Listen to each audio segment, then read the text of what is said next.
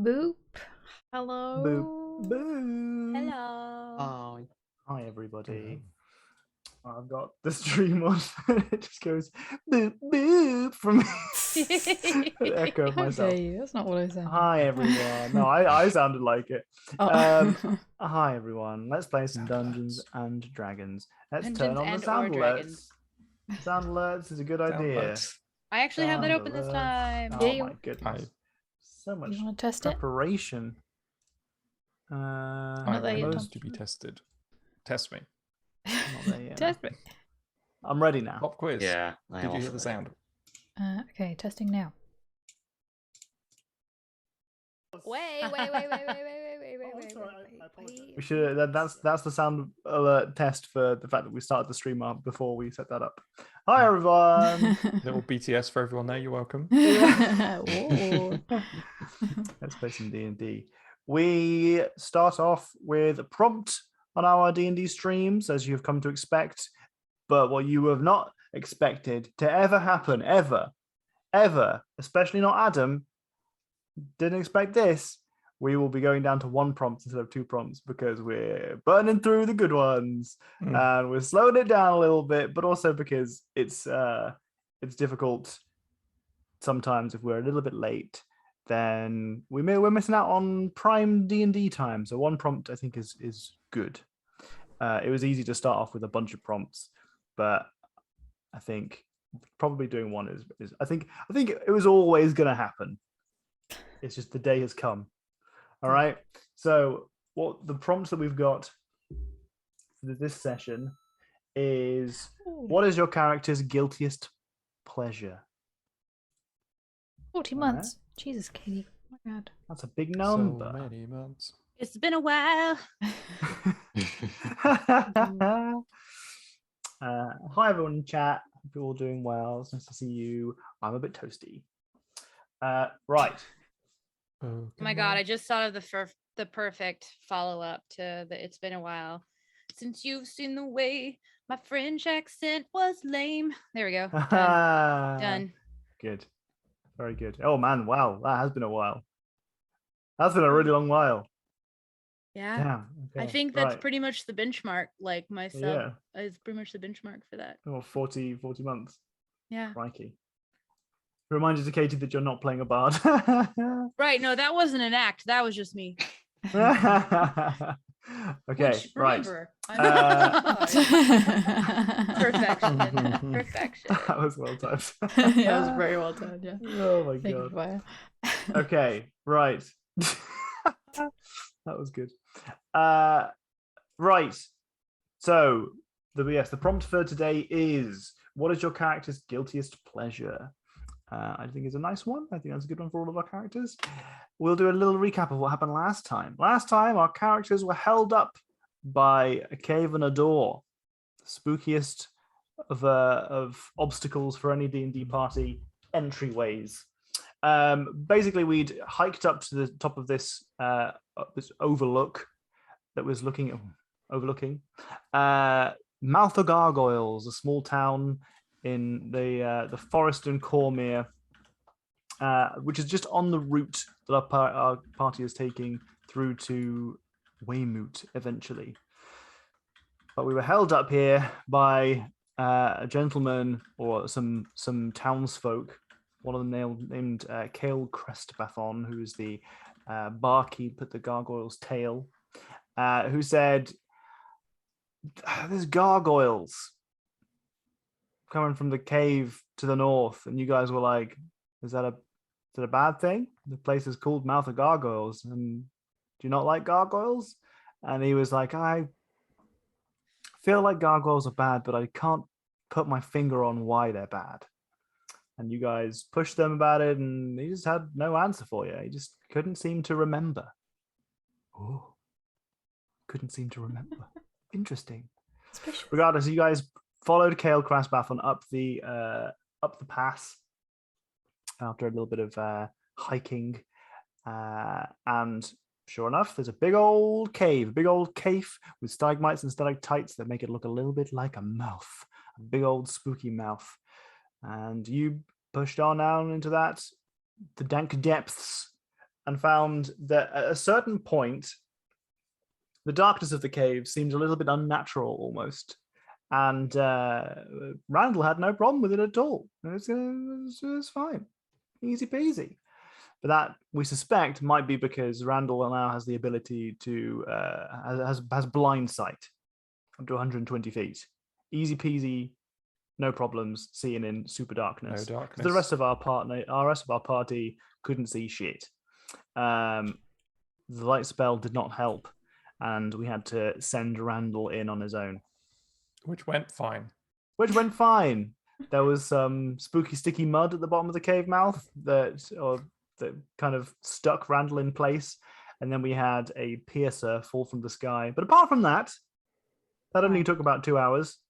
Was our party managed to finally get in what was appeared to be some kind of there was a corridor that led to a stone door that appeared to be ajar, and by that I mean that it was a door that was slightly open, not that it was a door that was also ajar. That would be regardless, weird, that would be weird. That wouldn't make any sense. It appeared that was the jar a jar though? the jar was a door. The door itself seemed to have a small kind of thinking of the words for things today. Verbal fluency isn't my forte. Bench. It had a bench. It had a slot. There we go. It had a slot that might maybe fit the talisman that Randall wears around his neck. A talisman that is connected to Caspian Kinshire, someone that is related to Randall, but we don't know really much about them. All we know is that they somehow are being removed. Their memory, their history is being removed from the world. If anything, we know less about them now. Yeah, if anything. Who knows what we might have known when this started and have already forgotten, and now there's no way of knowing. Well, after opening that door, and with the help of detect magic or detect traps or both, we summated that there was probably, or deduced that there was most likely a trap positioned after, almost immediately after the stone door. Haiku had a moment of extreme coolness where they used their new tattoo to absorb all of the damage that an otherwise overlooked flame or fireball spell would have wrought. That was like a absolutely, it was 0 damage. In fact, it was positive health, wasn't it? I would have healed if I had any damage in the first place. But we're okay. So the door was forced open. Yeah, just see it in chat now. Yeah, it was forced open. Although it seemed to be that using the talisman would have opened it regardless.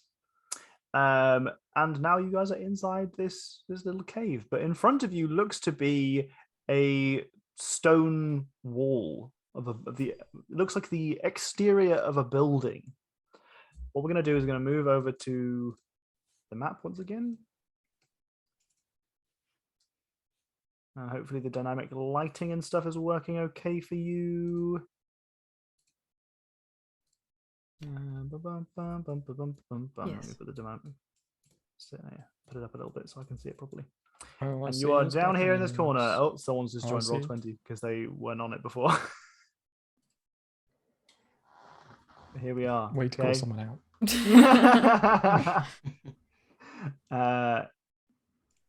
You are inside this cave and we'll be poking around it shortly. But before we do that, we'll do our prompts. Oh, yeah. Or our prompt. Our prompt. Singular prompt. Singular prompt. What is your character's guiltiest pleasure? We're going to start with Haiku today because you called me out about being first never today. So now it's first happening. always. Don't want to be first. That's right. Shit. What is Haiku's guiltiest pleasure? Haiku really likes a board game tonight with Honu. Like really, big time likes it.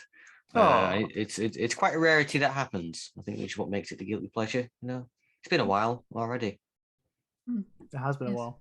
It's Mm. been a while since we had Katie sing that song. Okay, I like that. A little board game night with Honu. Hmm. Is it the board games, the company of a fellow tortle? What is it that makes it so special? Yeah, everything really. It's quite nice to speak to a fellow tortle, and it's not just the two of us. Obviously, we do invite a select few of us. But not. Yes, it's a nice environment to be in. Did we make it canon that these guys haven't been before? These guys haven't been invited? I think Oro may have tried to inquire about going before, and they were like, no, no, no. It was like, you could. Oh, you know what? We're not got enough space. So, There's not enough space for Oro. yeah. of all the people. Yeah, the small one. There's not enough space around the table. Sorry. Okay, cool. Randall. That's me. What's Randall's guiltiest pleasure? I think it's one that's been learnt with the group, which is the hot chocolates in the town of Nesmith, Ooh, good answer. because it's like quite a lot of excess compared to what Randall is like would normally be dealing with, But he likes That it. is a good answer. Okay, I like that. Oro, what is your character's guiltiest pleasure? The fact that she writes 18 plus fan fiction. We asked this before. Is it good fan fiction? It's like fine. I don't think it's excellent. It's not bad, but it's fine. Run of the mill, medium Gets the fan job done. fiction. Yeah. When you say fan fiction, 18 plus fan fiction, usually fan fiction has there's a subject in particular that it's based around. Is there a particular character? Yeah, but what's his name? Garius Sariel. Garius. Yeah, Garius. You're writing erotic fan fiction about Garius Sariel. Yeah. Well, there's a great market for it in the town, Yeah, no, you're right. Absolutely right. Small business. Do you think you've sold many copies? Yeah, I'm gonna have to try and think of a pseudonym that Oro goes under to sell Did these you books. just use it as a Yeah. She doesn't sell it I as Oro. love that. Okay, that's good. That's very good. Okay, last but not least, Nurali, what is your character's guiltiest pleasure? So, oh my goodness, excuse me. So I think for Nurali, she doesn't do a whole lot of like self gratifying things, right? Like there's like self-care, but there's not a whole lot of like board game nights or hot chocolates or stuff like that. I think for her, she has always been told that she was very special, but she didn't really know why and didn't really see it or whatever. And it's becoming more and more apparent. And so I think for her, she is actually starting to kind of, as opposed to it just being a thing that exists, is starting to like take pleasure from the idea that there is something like special about her and that she has like extra guidance and like being watched. And so she's kind of like, she'll like sit and think about it. And sometimes it's like wondering why and trying to determine how it'll manifest. But sometimes there's a little bit of like, but what if there's something really cool in my future? And that kind of sounds fun. And so her kind That's a of cool like answer. thinking about cool things that might happen or ways that she might be special or something, I think is becoming a little bit of like and she would be really embarrassed about it.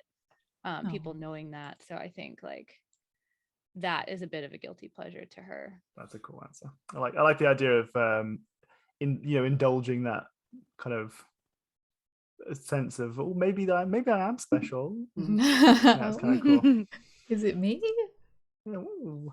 Okay, fantastic. Thank you very much for taking part in our prompts. That one was from a random old listy thing, but if you fancy giving us some promptios, do it, please. Stick it in our form.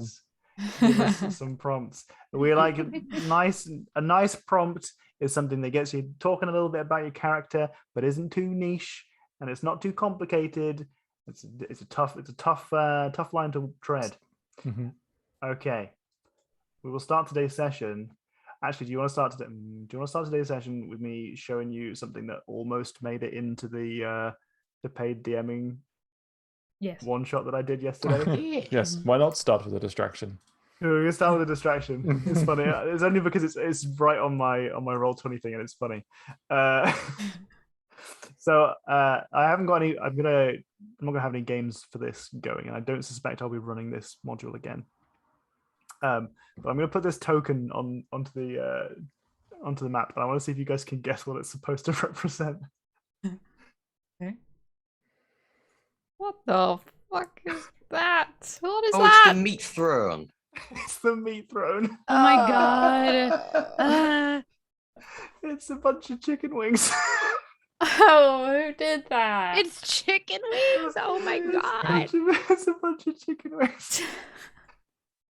Oh no, that's horrible. It was going to be much grosser in the game, but I couldn't think of it. I was like, I want to have a token for it. No one's ever going to have made a meat throne as a thing. So I was like, Well, I googled you it, and say this is that. what came up.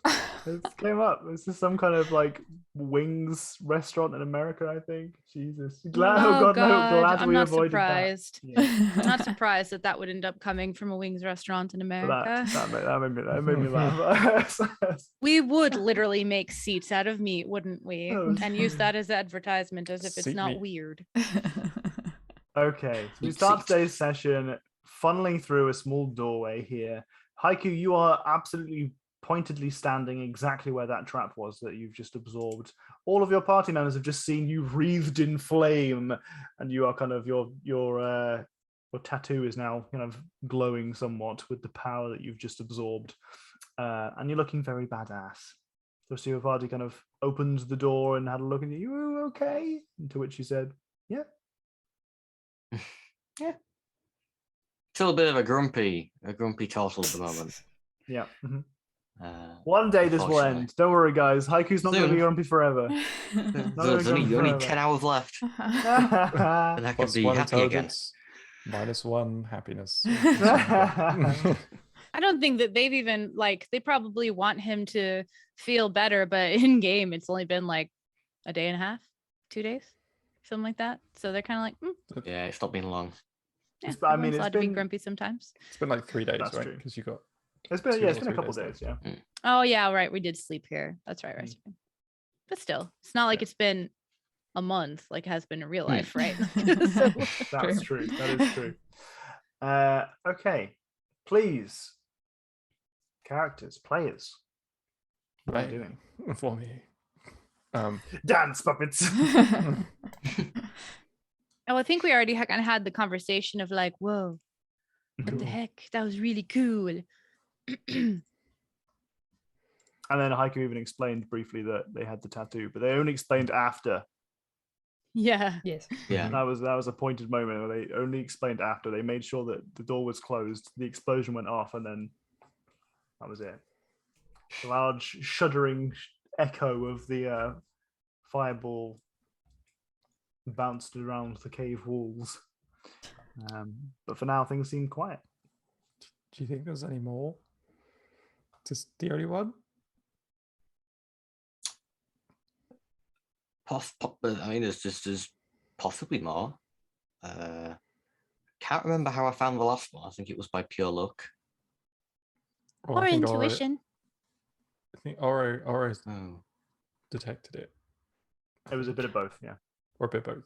Okay. Oh yeah, I did find traps. Yeah. Oro did find traps, but Haiku had. Like it was like, it would be there if I was going to put yeah. it anywhere. Mhm. Okay. Well, I guess we can at least look around the corner. Mm-hmm. Fireball. Carefully looks around the corner. Okay. There it is. You have a cheeky peek, and what you can see is apparently off the map. Apparently, you can see off the map I down can't to the see it. south. You can just see stone. Let's put you there instead, shall we? Cheeky look around the corner. What you can see is there appears to be a lit brazier, and next to the lit brazier is a giant statue of a wizard with their foot up on a pedestal, their hand raised, and some kind of magic engraved into their hand. However, The jarring thing here is something that you have experienced at least to some degree before, is that this statue half doesn't exist. From about the waist up, there looks as if the stonework was at some point hit by some kind of explosion. You can see the stonework itself has been winnowed away or blasted away by some kind of debris, but the top half of it still does exist, but in a shadowy, purple-esque form. Is it inky? It's inky. It's stinky. Stinky inky. We got an inky statue, everyone. Gather You know what to round. do. Well, no wonder they can't remember anything then. Hmm. Can Or at I? least anything useful. True. Can I use my beady trap seeking eyes to see if there's any more obvious beady traps lying around? I think does that how long does that last? Because I couldn't remember if that's an instant cast thing. It's an I instant. think thing. that's like isn't that like So an you have instant? to, yeah. It's a bit like, imagine you're playing like an RPG game and you stand still and there's like a button that like highlights everything around you. It's like that. It doesn't like it disappears. Oh after yeah, a yeah, second. yeah. No. I wasn't. She meant It just wasn't for looking. spell reasons. It was just Oh, me you mean- looking. Yeah. Right. yeah. Okay. I thought you meant that your spell was still on. But you can have a Standard little bit of a look if you'd like. Perception. What I are you would looking like for? to assist Oro doing that, Sure. please. Does that give me advantage? It does. Hey. Ooh. Ooh. What? So what is it? Oh, fucking 10. What are you looking for exactly? Any traps that I've seen before, or that same like how that trap looked on the corner, the fire trap. Nothing here immediately makes you worry that there are traps here. You can't see any traps in front of you. The wizard, the statue, Mm-hmm. is it the top half that's like obscured or missing? Yes. Okay, so it's not Or like possible to. missing. Yeah, but they haven't got any identifiable features. The whole face is there. Oh, but it's okay. So can I tell who it is? Do Yeah, I if you know wanna, them? give me a history check. Oh, I don't have my character yet. Apparently not prepared today at all. You need it on your macros bar. Oh.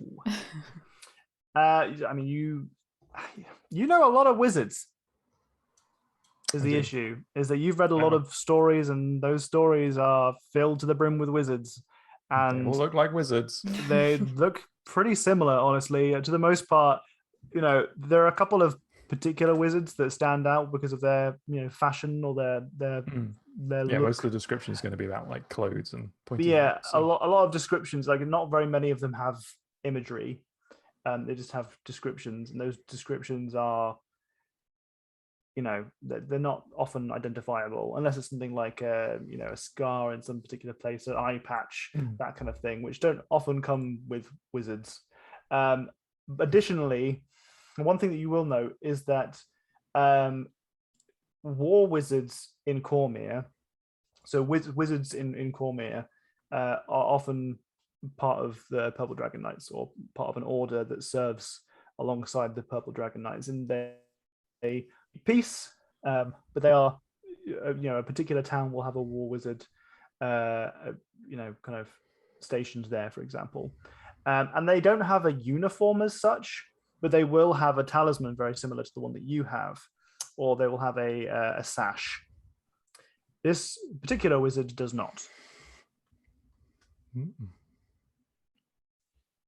And you Solo said wizard. the wizard has a masculine appearance. Yes, they are Okay. masked. Yeah. Randall, who is it? Do you know? They're a wizard. I don't recognize them, but they don't have a talisman, or like a sash or anything that most of the ones around, like most wizards around here, would have that, because it belong with like the Purple Dragon Knight people. The wizards that are specifically aligned with Oh, the not Purple Dragon Knights would have okay. them. It's not like the second you It's are not a like wizard, most you wizards. have to you don't have to like sign up to a charter to be a wizard. It's just that if you do, you get like a salary and you're part of this order, etc., that kind of Right. thing. Was it uncommon for wizards to not be signed up? it's uncommon for wizards over a certain like threshold of notoriety. Either Right. there'll be someone that you definitely know because they're a popular figure, or they're part of a nefarious order, blah blah blah. Like for someone to be worthy of having a statue made of them, they were either going to be part of the Purple Dragon Knight order, or they were going to be someone that you would recognize. Okay. Sometimes both. Maybe it's just really old. And so it was before that was common. Or maybe they were just really powerful. And so they did this themselves and built a statue of themselves. Well, I mean, there's purple stuff on it, right? Maybe it's been erased. Maybe it was there. Yeah, that's what it looks like. They must have had something to do with Caspian. Caspian wasn't a wizard. Was he? I don't know. All I know is he's an adventurer.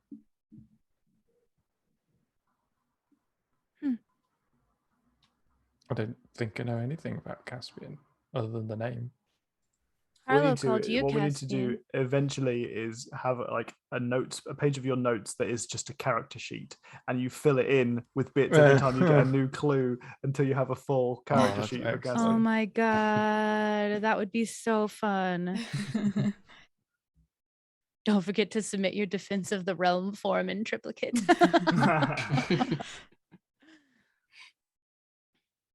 Well, maybe there's an inscription if we get closer.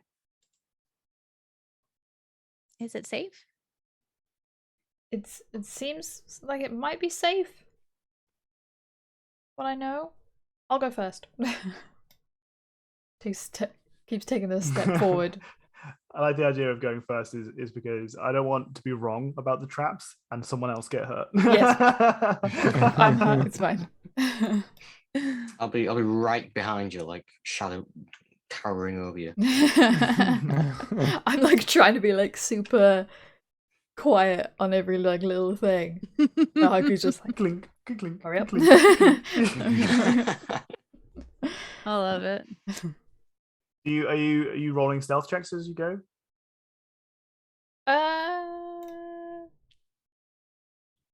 Do we hear anything down here like that might say that there's other people down here?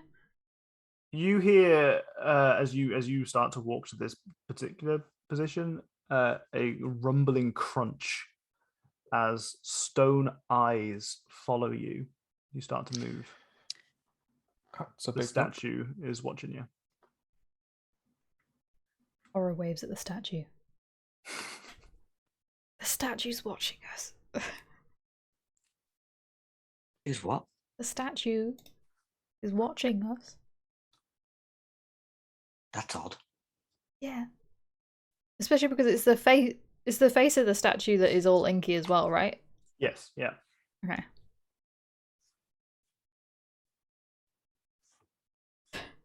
Hello? Mr. Statue, what's your name? The eyes turn and look towards Neurali. But it does not respond. Okay, I don't think it can talk. Don't think there's any point doing a stealth check. How big is the statue? Is it like The statue towering? Or is like pretty. I mean, it's taking it like this cave is now you've entered this room is probably about 20 feet high, and the statue is pretty much touching the ceiling. okay? At least it doesn't look like a graveyard angel. True. We must count our blessings every time now. It's not that. God. Well, that's cool and normal. I know, go. Oh, it's just like one of those. I've heard of them. There's like those pictures where the eyes follow you around the room. It's just the same thing, right? Just the statue. Yeah, Do it's people keep magical pictures a lot? Well, they're not magical. The eyes just follow you. Oh. How? Well, they just do. It does sound sort of magical. when you describe it like that. Mm-hmm. I mean, it's definitely magical, but it's looking at like I assume us looking at it like we saw it look at Nurley. Yes, it's actually moving. Yeah. It's not an optical illusion. This is definitely magic, Yeah. or All right. something like that. As we start to get, sorry, go ahead. No, you go. So as we start to get closer, do we see any writing around the base or anything like that? Because You like actually if people do, are going to yes. build a statue of themselves, they usually want people to know it's them. Yes. So understandably, you are absolutely correct. Yes. Yeah. Underneath there is an inscription that reads Paeldron Khazadit the Great. How the fuck do you spell that? Yeah, spell that, please. Welcome to D&D, where you have to come up with fantasy PA names. PALEDRON. I put it in the D&D call. Nice. Of course, Jesus. it's fancy AEA. Welcome to D&D. Oh. I know, Fancy. okay. No, not Pauldron. Do not correct me.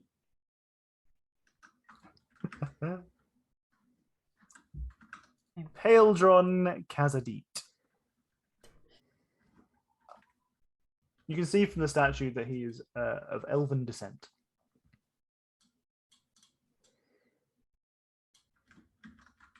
If we say the name aloud, does that ring any bells for Randall? I don't It know. does not.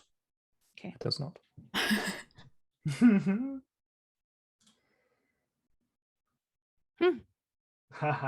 Nearly channels her inner hyacinth knowledge about statues. I know all about statues.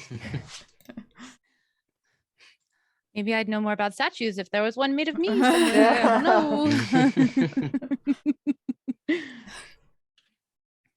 Therefore, apostrophes anyway. This one doesn't have any apostrophes, fortunately for our players. As much as I love putting apostrophes in names and stuff, it feels like I'm dooming the players to fail trying to spell it. Mhm. Not that Paeldron Khazadit was a particularly easy name to spell, but Why can't I thought you said Before. Kaldron, and I was like, oh, we already met a Kale. I wonder if this is like an ancestor of theirs. And then it was spelled similar, and then I saw the P, and I was like, dang it. Thought I was onto something here. Hi, Snorts. Thank you for subscribing for 52 months. Holy shit. Drive Drive-by La La gobscription. novel and Snorts. How's it going? Hope you're okay, Snorts. Bribbit.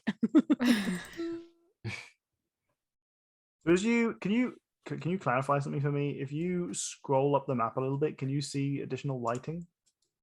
Yeah, I see. Like, looks like braziers or something. Yeah. Okay. Cool. Just curious to see what your Oh, yeah. vision My is like. elf eyes see. My half I see it. elven eyes see. Okay. Fantastic. So I mean, this is obviously a very different image for Randall. yeah. Because you can see without the aid of lights. To a degree. But I think there's only one person here who doesn't have dark vision, isn't that right? I think it was only Randall, wasn't it? I think That's it's what I thought. Haiku. I thought Haiku Yeah. was. Oh. I think actually I they've don't have the good eyes. upgraded. So let's do that. I mean, let's do some housekeeping now for your tokens, because I think they've changed dynamic lighting on Roll20 since we did your tokens. So you don't have night vision enabled if you actually are supposed to have night vision. So Nurley, how much night vision are you supposed to have? I believe just the normal 60 feet. Let me go look. Okay. Dark vision. You can see in dim light within 60 feet of you as if it were bright light. Yep. Okay. That's me. Yep. Yep. Don't know what this does, but this is what I'm going to click, and we're going to see what that does. There you go. Yeah, even the login was different. It's been just long enough since I've played Roll20 that they've apparently revamped the whole website, because I was like, okay. I skipped all of that and went like directly to the editor link, so I missed all of that. Ooh. Haiku doesn't have that. Nope. Randall has 120 night vision. Only and nothing else. Not nocturnal for you. Save that. Nugget has night vision. Yeah. But Nugget can't communicate with you. Housekeeping adventuring. Okay, can't communicate with me. What do you mean? Can't communicate with you, giving you like vivid descriptions of what's happening Oh. unless you actively talk to Nugget. Yeah. Okay. Right. Let me save your tokens now. For the sake of this very brief moment, could you make sure your token has maximum health, please? Yes. Just so that if I save it, it doesn't then Oh. go to that token every single time. I have 44 hit points. Haiku, Okay. select a token, save. Perfect. Nearly. Mine's good. Select a token, save. And you should all be able to see the same stuff. It's just that now you get more vision because of your features. 'Cause Yeah. they weren't. The night vision stuff wasn't possible before. Does the brazier are those braziers on the ground over here? Yes. I'm assuming they're magically lit, or is there some sort of like, is there a warmth like a lava underflow or some weird stuff? You're welcome to find out. Yeah, I'd love to go do that. Okay, cool. By the way, what is this dark part of the ground here? Because it looks That to me is- like a that drop is off. Dirt. That Okay, is it's dirt. Okay, okay. Mhm. There is Have I done dirt. everyone's stuff? I don't know if I did Randall's one. I've yet. got a jar of dirt. You said Arcana check? Yes, please do. Guidance. Guidance. Ooh, heck yeah. Inlight Boom. imposed disadvantage to Ooh. perception checks. Ah, yes. 23. Yes, Right. these lights do appear to be magically lit. Okay. Why has my AC gone down? What? My token had 15 of 15 AC. Now it's 12 of 15 AC. I didn't touch your AC. But why? I'll increase it, but I promise you I Oh. didn't. It's an AC, so you want to leave it blank for no bar. If you put it in and fully, it bars it. But I didn't change. But Oh, everyone- mine's gone down to everyone's is bad. 9. Yeah, right? That's weird. Give me my 8 back. I don't know where that's gone. Genuinely did not touch that. That was not something that I remotely touched. I think. Oh No, no, I okay, want it the takes bar. the bar. Put Okay, the, I put, the, see. put the bar. Put the bar. That's my fault. I was missing. Oh, you did that on Randall? Yeah. Yeah, no, I like having the bar because it means I can see your armor classes easily. Okay. Have you saved me? Can I put my health back? Yes. I think. Well, you might Who want to. knows? So I would put the health back up and save it again. Just no, you already saved it to change the bar, right? So never mind. Never mind. Yeah, it should be fine. Okay. Anyway, let's get back to D&D. So you've got a little bit of vision ahead of you. You can see that there appears to be a drop in the floor. You can hear the gentle lapping of some water against stone.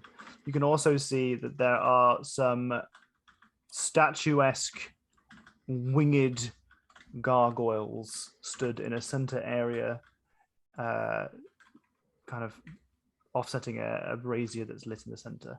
You can tell that these are lit. They look like it's probably the continual flame spell, but that's not an uncommon thing in many places. Yeah, in a world of magic. Yeah. Why have You lamp can lighters? see Sorry, that go ahead. this central platform appears to have at least 4 bridges from where you are. One of them is stone. 3 of them are wooden bridges leading in different directions. As you poke around the corner, the eyes of the wizard statue still will follow you. In the real world, not real world, but like in the like real world map, are we close to a source of water like a river or something? Or Yes. does this seem to I guess I probably wouldn't even know the name of it, but I at least know that we're near a river, so that The probably Star Water. Star Yes, water. it's Okay. the Star Water, yes. Star water. Hey, Bryce. Hi, Bryce. Did Haiku change his AC back again, or did it just I Oh my god, it happened again. stay like that? Gone back Oh, wait, to Haiku? 9. 9. fuck It's is gone back to happening? 9. I swear Like- I'm not touching Stop anything on your taking Is my it wrong? age. Is it wrong on your character sheet? Is it like trying to sync it with your character sheet or something? 9, Getting yes, wrong? it's 9 on my character sheet for some reason. Spooky. Why is that?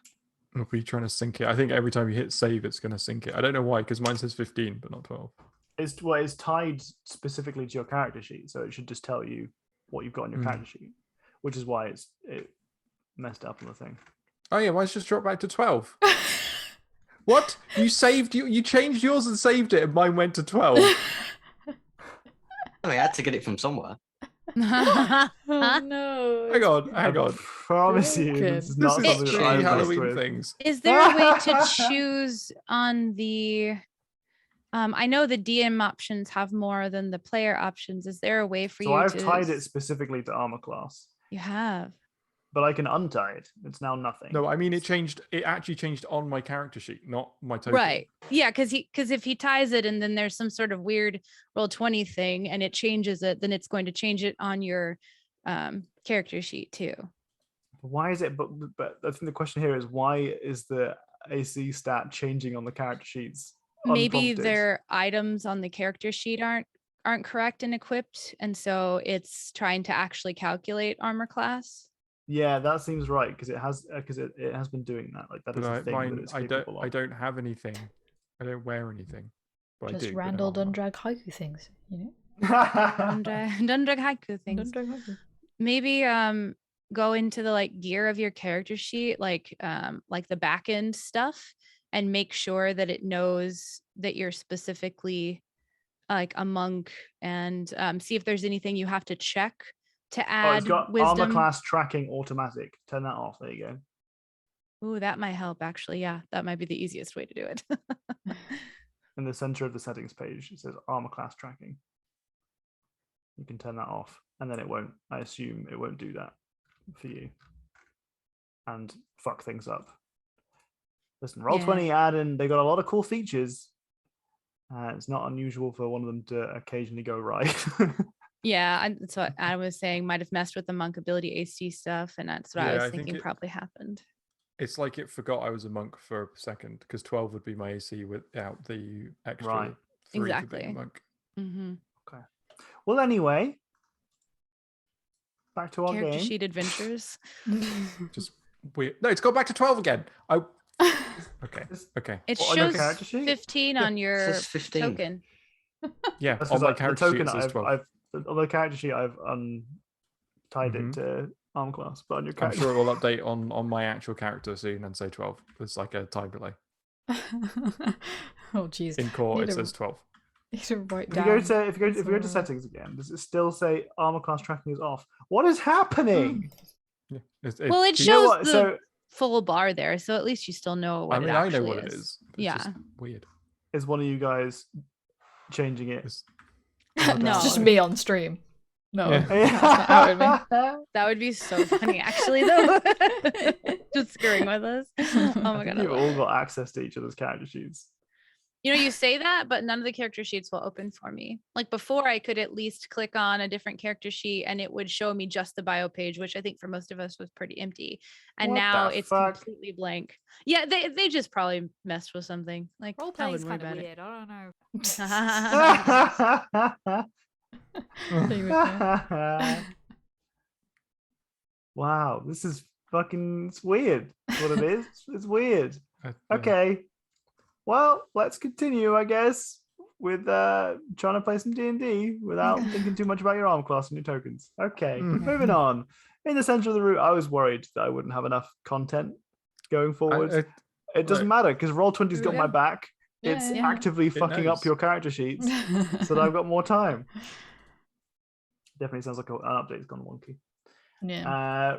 Regardless, here you are in a place called Mouth of Gargoyles, and here there are, sure enough, a bunch of gargoyles in the center of this room around a brazier with some a moat almost surrounding it.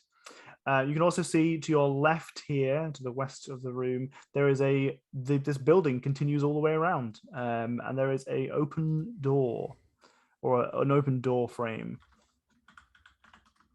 Love is There's an open there is door. no door. Love is an open.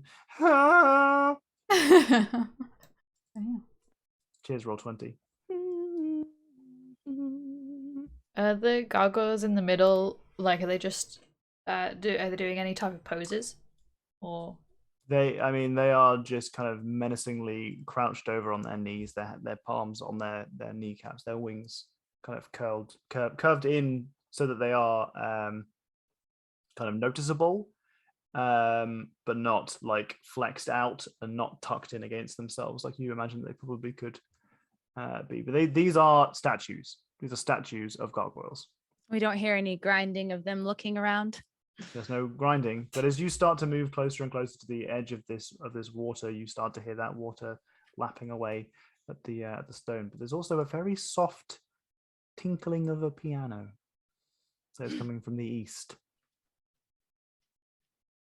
Can I check to see if these gargoyles are magical?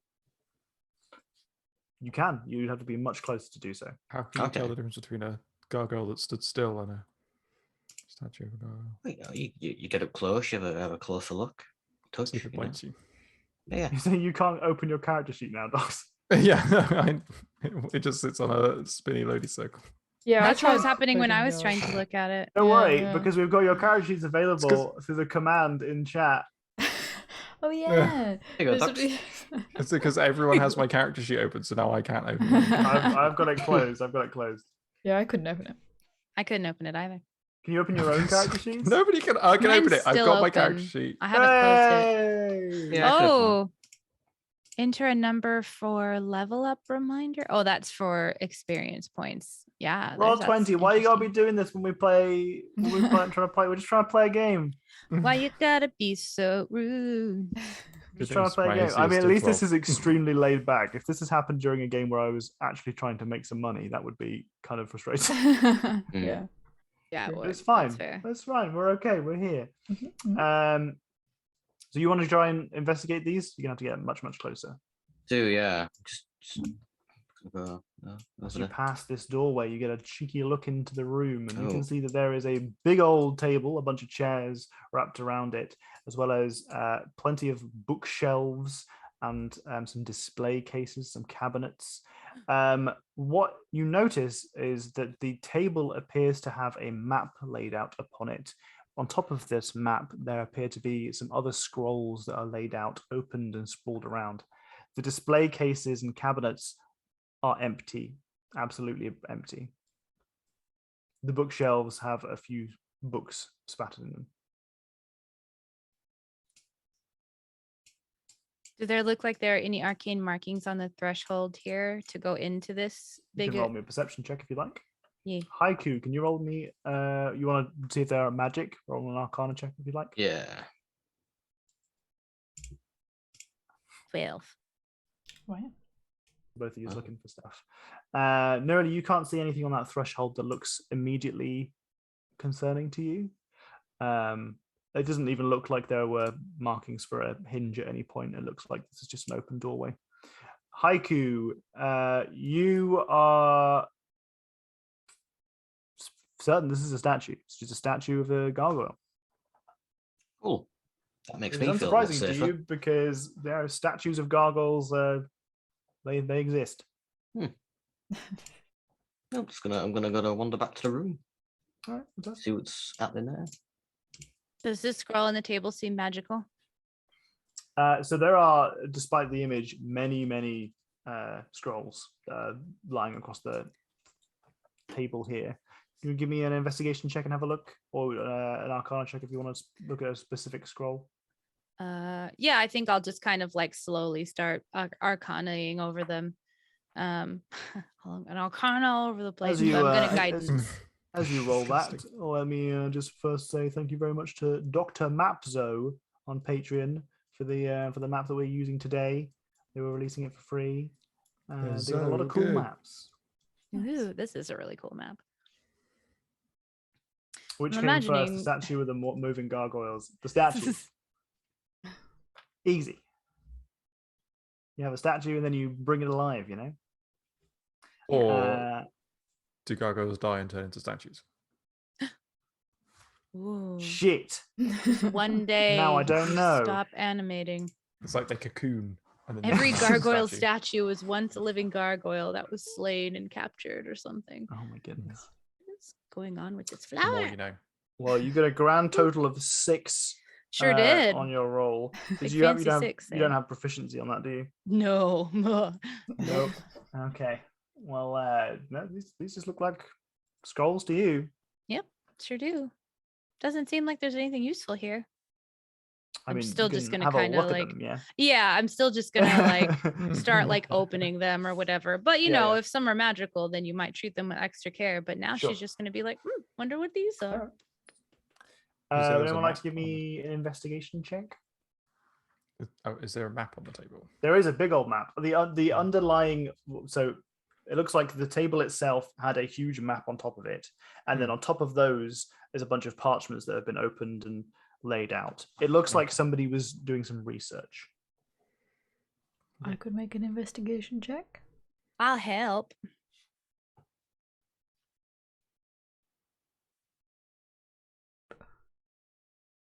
Now, consistent. Never need me.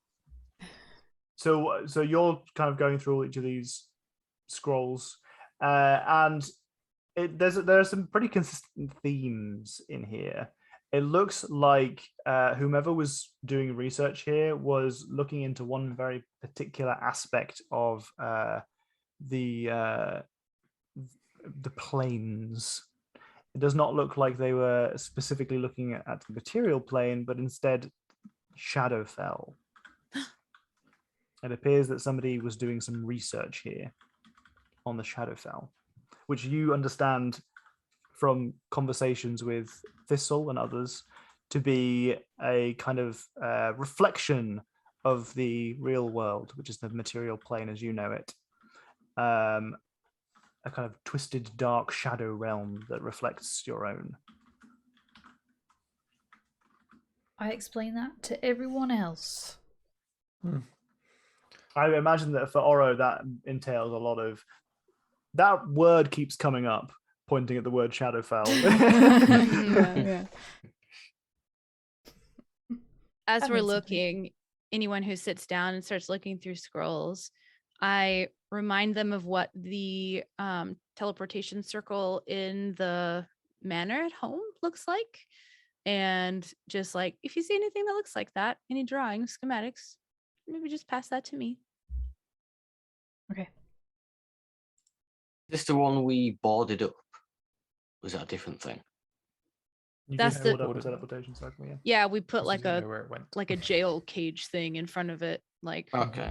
like So if I'd- anything comes in, hopefully it'll still be contained behind that kind of thing. Okay, so I'd know what it looked like. Is what I'm thinking of. I'd be pretty familiar with it. Yeah. In fact, actually, you've used teleportation circles before, Haiku. Oh yes, of course I have. Yeah. In your general exploration of the world before you joined the party, you've traveled on all sorts of different ways. You know, you've taken boats, you've taken carts, you've taken teleportation circles. Wow. Trains, try to do it planes and all. automobiles. I'll be looking specifically out for that then, I think. Sure. Did you say there's like a couple of books on the bookshelves? Yes, there are a couple of books, yeah. Are they like fallen down, or are they in seemingly? So in what you places? notice is that the books that are lining the bookshelves are sparse. This looks like this is a relatively fancy establishment. You can see that there is a nice rug underneath the table. You can see that mounted on the walls are, you know, kind of stuffed animal heads and, you know, some other tapestries, etc. But the books shelves are very bare. You suspect that many of the books are have been put on the table with the parchments, but it's unusually bare for a library. Can I have a look to see what the spine, like what they're called, what the books are called? On the Yeah, you spine? can have a little bit of a look. Yeah.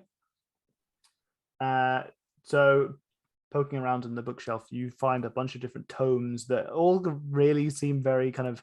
You're not seeing any theme that makes any connecting sense. In fact, these books, having spent a fair amount of time in the library back in Nesmith and any other opportunity that you've had looking for a different brand of material you've usually been looking for, This looks like the most boring dredges of a library that you could ever possibly find. It looks like something Randall might be interested in, but it looks like the tomes here look like the kind of stuff that nobody would ever in their right mind buy. The kind of stuff that maybe someone's like a reference manual that people have brought up. Like one of them looks like it's particular sizes of newts that would be involved in, and the diagrams therein about like eye dimensions, etc., that you would need for particular spell casting. And there's a couple of different articles that are discussing whether or not like there's kind of like a literature review almost of different research that's been done by various wizards, witches, and their forth about whether or not there's any particular way to make your use of newt ingredients more efficient. It is not helpful. Oro starts yawning and goes, "Randall, you might want to look at these books. They're not my kind of books. I don't think they're interesting, but you might find them interesting." No, take a flick through.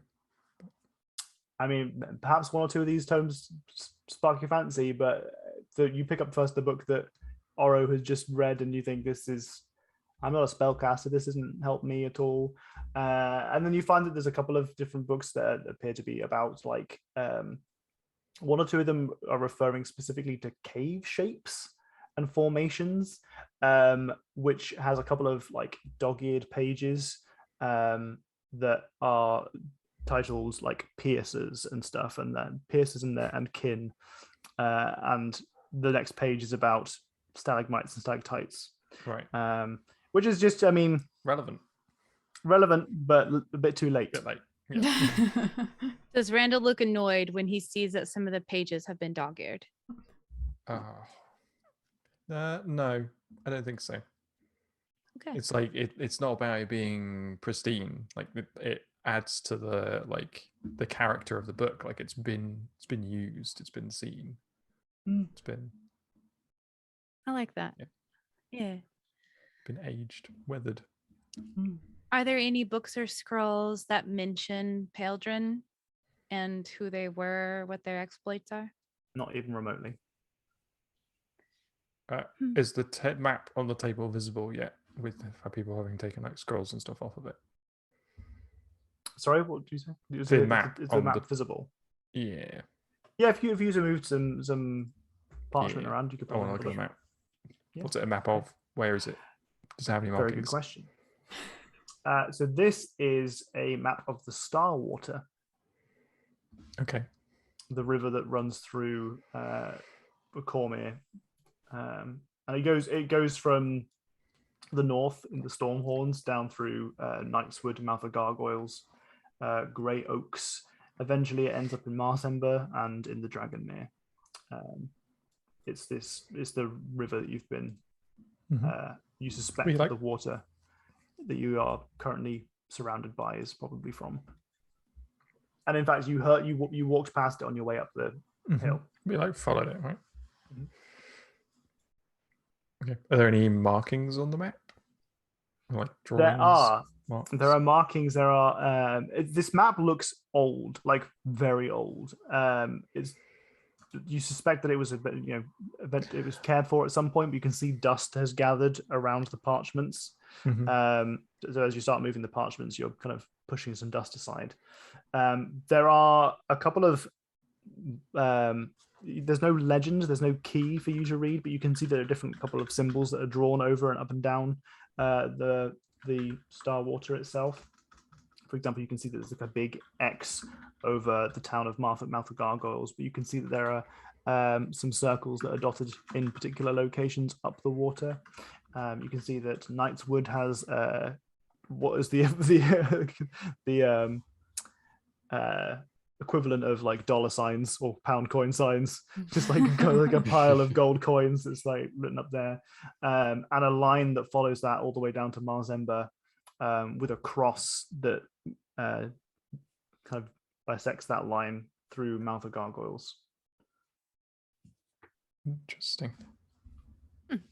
Can I attempt to gauge how old the map is based on the things that are included in it, because I feel like part of looking at lots of stories might be there's lots of different maps from different eras, and they Oh, might that's a have good different one. features, like I like present that. and not present, depending on when they were made. Sure. Nice. Give me a history check. You can have advantage because that's a cool idea. How old does the dust taste? Oh, this is vintage That's dust. that's a special feature of librarians. They can tell the age of a book by how the dust tastes. So you are confident that this was made within the last 100 years, at least, for Okay. maps that are like this detailed. There, because this is specifically about the this particular the Starwater, the river, and the areas around the river. It looks like halfway through it's been combined with a different map because the style is slightly different, and you can't tell for certain the age because it's two different maps, really, or three as you go down. You know, it's patched together, but you can tell that it is probably these combined were within the last 100 years. So we're not talking Tomb of Ansia old. Right.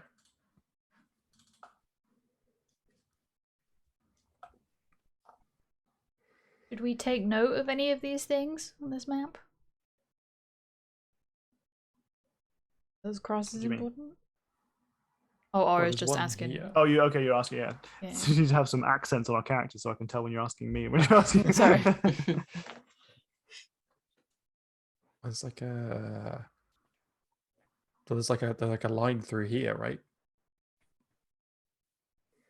Oh, is that where we are? Yeah, I think this is Mouth of Gargoyles here, Oh, yeah. and this is the river. Mm. And then they were like looking for something along there, and you said there was like a line that like crosses through from another line or something as well. No, so there is a line that leads from. I have to switch between the maps every time I talk about it. A line that leads from Knightswood, which has a bunch of kind of gold coins drawn, Right. that goes all the way down the Starwater down to Marzemba, which is the city on the Dragonmere to the south, the big kind of sea lake. The body of water to the south, the huge one. But one thing you actually notice is that it isn't called Mouth of Gargoyles on this map. Although you are certain that's where you are. It's called Well-o-Wisps.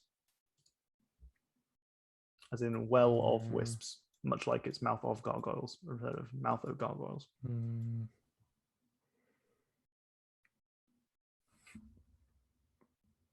I don't like that name. What do we know about wisps? We met Wisp, right? Or was I thinking of a different game? I don't know. Was that a different game? No, you meant. No, that we was definitely did. It was on the way back. That was this game. Yeah, this is this game. Yeah, we definitely met a Wisp. It tried to kill us. Ooh. And this is a well of them. Oh, good. This location was named Well-o-Wisps, or at least the town was named Well-o-Wisps. Okay.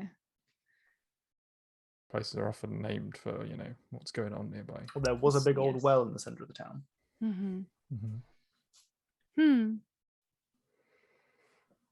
I wonder if the name changed naturally or if they forgot who they were.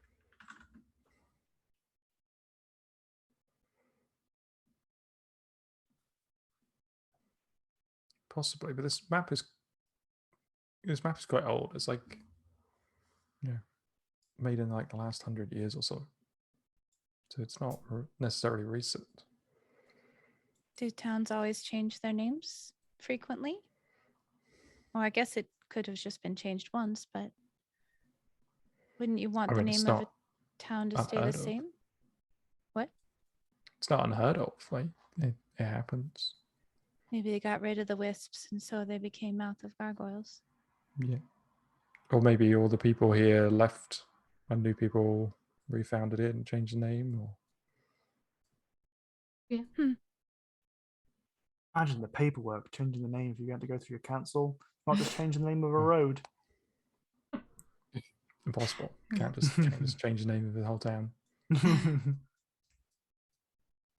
Aura doesn't know if it's important or not, but she gets her diary out and just like does a really rough like. There's a thing here. There's a thing here that goes there. Blah blah blah. Blah. Sure. Does the coinage thing line up with like? Oh, wait, no. Have we been to any of the other places? We've been to Marzemba. We've been to Marzemba. Nope. We've been near it, maybe. I think we just know of it because it's. You were sort of close to it when you went down to the south with the pirates and stuff. Oh, Yeah. right. Okay. So we wouldn't be able to tell if that lined up with like how much you think you have to pay to like stay in these places or whatever. Right. Yeah. I wonder if it's just how much it costs to stay. Do you think if this was a place that was like some sort of base for this what was their name again? Peldron person. Do you think that there's something secret in this room? Like maybe people have been here before and taken the things that seemed interesting, or maybe they've disappeared because they're being erased, but maybe there's a secret in here and we'll find more information. I'm not very good at finding stuff like that, but there might be. I don't know if anyone's been here given the fire trap on the door. that's true actually. Well, someone must have set the fire trap, surely. Probably Peldron, I would think, to protect his base, their base. But where is Peldron? Well, if this map is very old. Oh, you said they looked elven though, right? Yeah. So they could still be alive. Yeah. Whilst there's the mention of there could be a secret thing in the room, Oro was going around all the books and like pulling all of them back and seeing if anything moves. Guidance. Give me an investigation check, please, with advantage.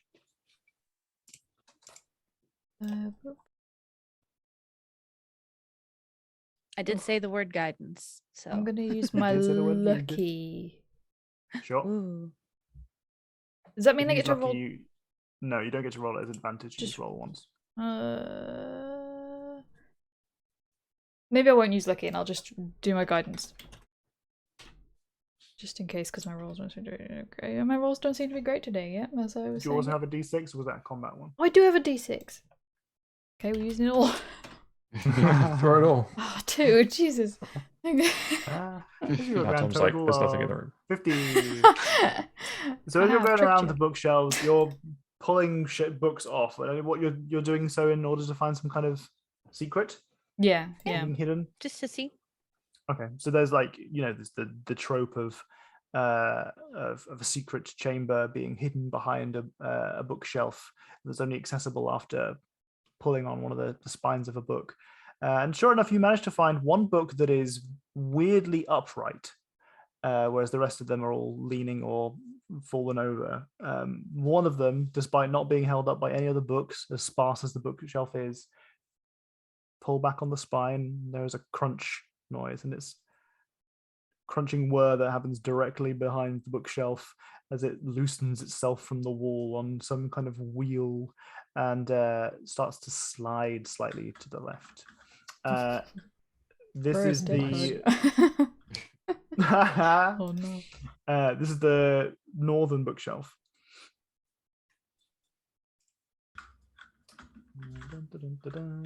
How do we know it's northern if you've got an accent?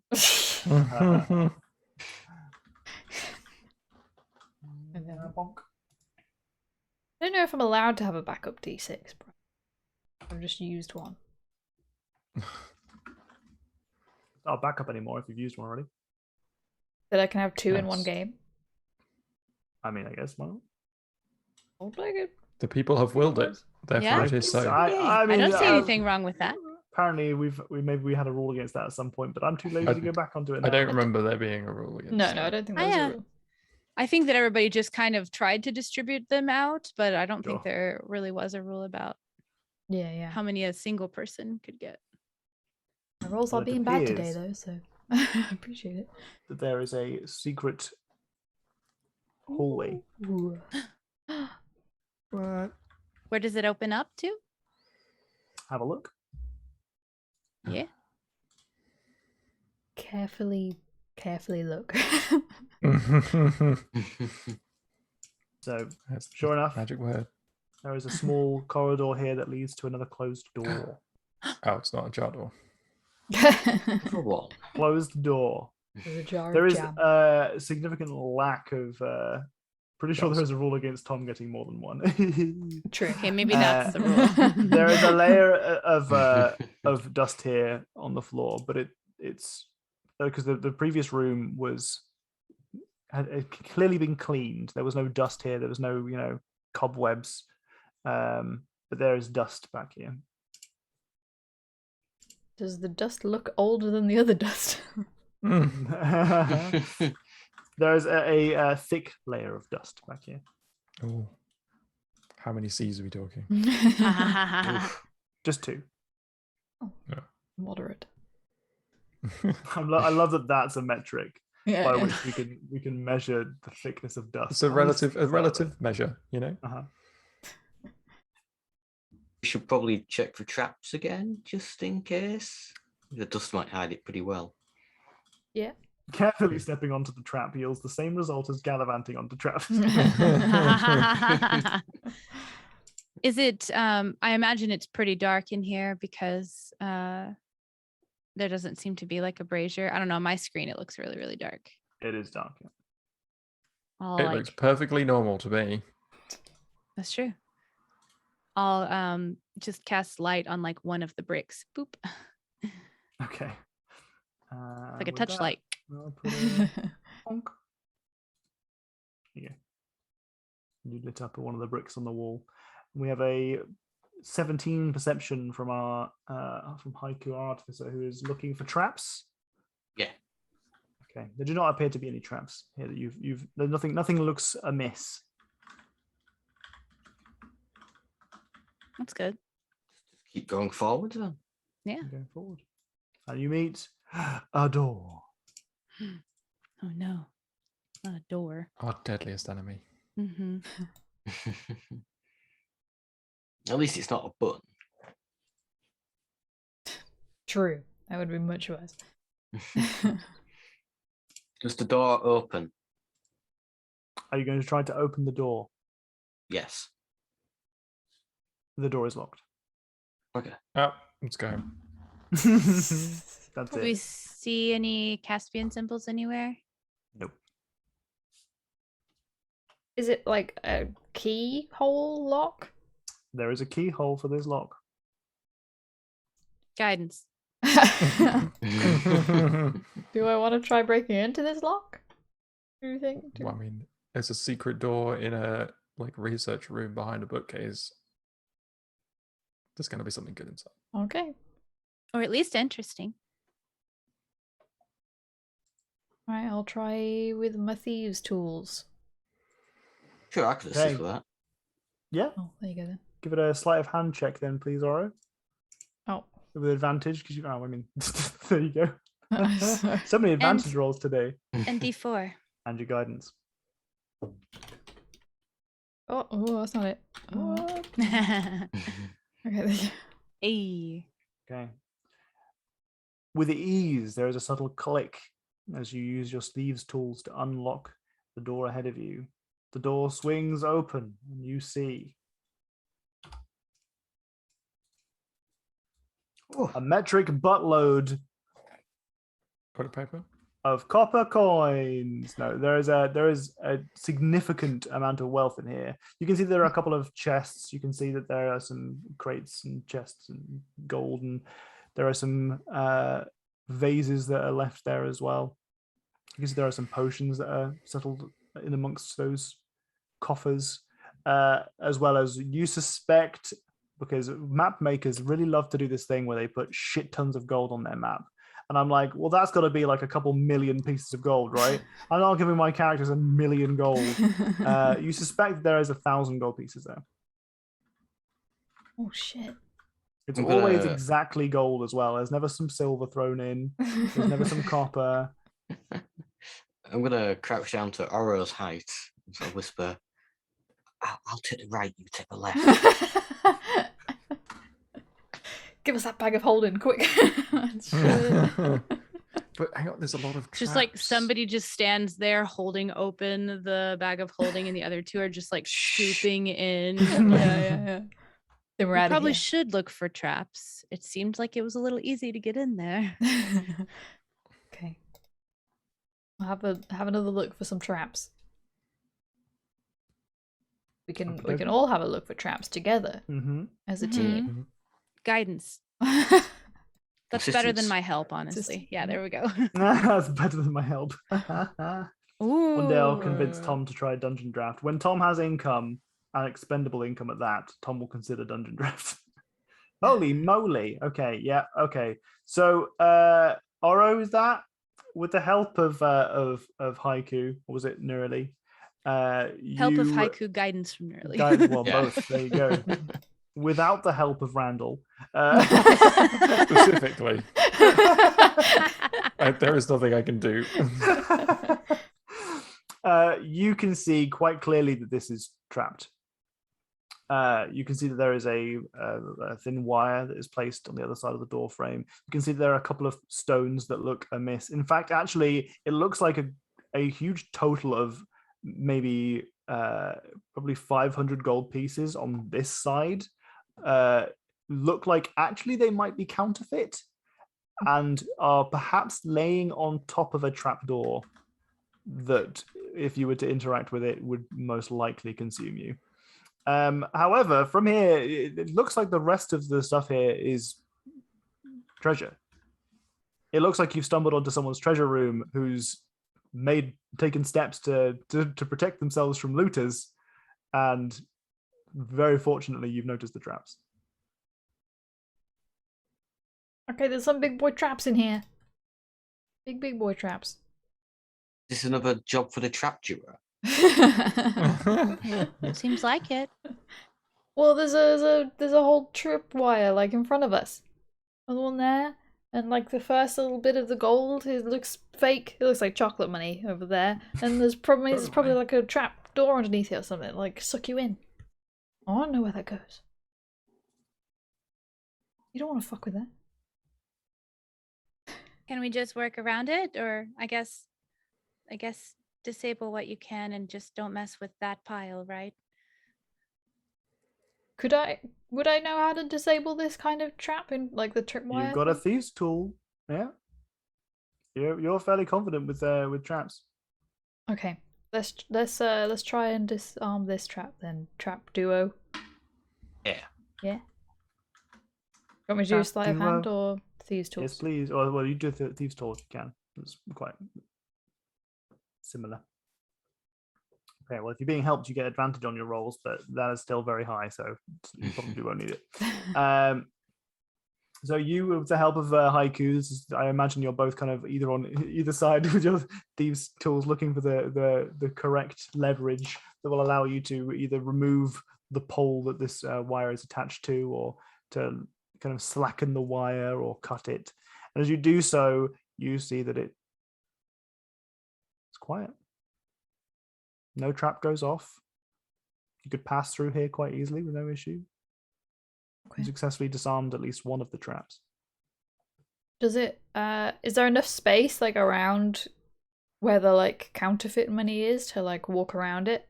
You Or could is walk around it comfortably, yeah. Okay. Should we just go around this trap? Wait, are we getting this? Wait, what are we doing here? are we loading up the cash and going, or I would like to looking?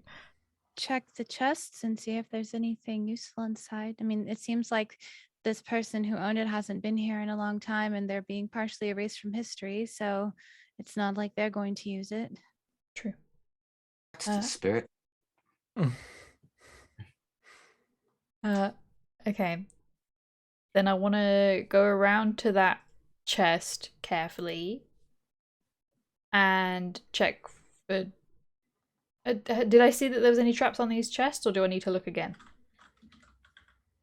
You were made aware of the tripwire directly in front of you, the pit trap, and a couple of others that look like cobblestones that were loosely placed and most likely had a trap on them as well. But those were in front of the pit. So if you make a way around the pit, you'll be fine. Okay. Also point out the cobblestones to everyone else. I'll circle them in chalk. Right. So if I didn't see the chests were suspicious at all. Nope. Does it have like a lock on it? The chests in here do not appear to be locked. Wunderbar. Imagine waltzing into a dungeon and immediately finding the treasure room. Took the Maybe shortcut. this is just a decoy treasure room. It's true. It's too easy to find. To make you feel like you got everything, but really It's there's like a bigger, it's like more a mugger's grand wallet. one. Yeah. Yeah. Oh, no, I Can we took my check $5. if the chests are mimics? So I mean, the last time this happened between us two, Yes. things didn't go good. How would you check for that? Poke it with a stick. Yeah. Poke it with a stick. You gonna poke him with a stick? Yeah. Randall hides his walking staff. Not this one. So I have a quarterstaff on me. I've never used. All right. Well, you poke away at one of the chests in the hope of awakening a mimic if it were one, and then it appears to be just a chest. It seems much like you have illuminated many of the traps in this room, if not all of them, and what lays behind it is just treasure. You want to start pilfering stuff? Yeah. Yeah, let's pilfer. So, if you are being careful and Yes. looking around and holding your bag of holding open, you find that there are roughly 1,000 pieces of gold. Turns out that the chests themselves had gold in them as well. One or two of the items in there are worthy of note as well. There is an urn that, or rather a bowl that looks like it is made out of pure gold, but engraved on the face of it is a skull. And you can see that it's kind of like it's almost like a vase more than a cup.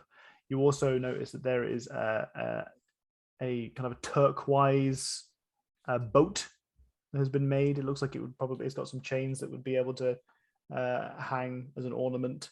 That's got some diamonds inlaid around the outside of it. You see that there is a tusk in there, what you think of perhaps a narwhal, some kind of sea creature that spirals its way up. That you can also see has been, kind of studded with some precious gems. Does any of that seem magical, Haiku? You're better at that than I am. I can certainly check. I'll help. Does it seem valuable? Guidance.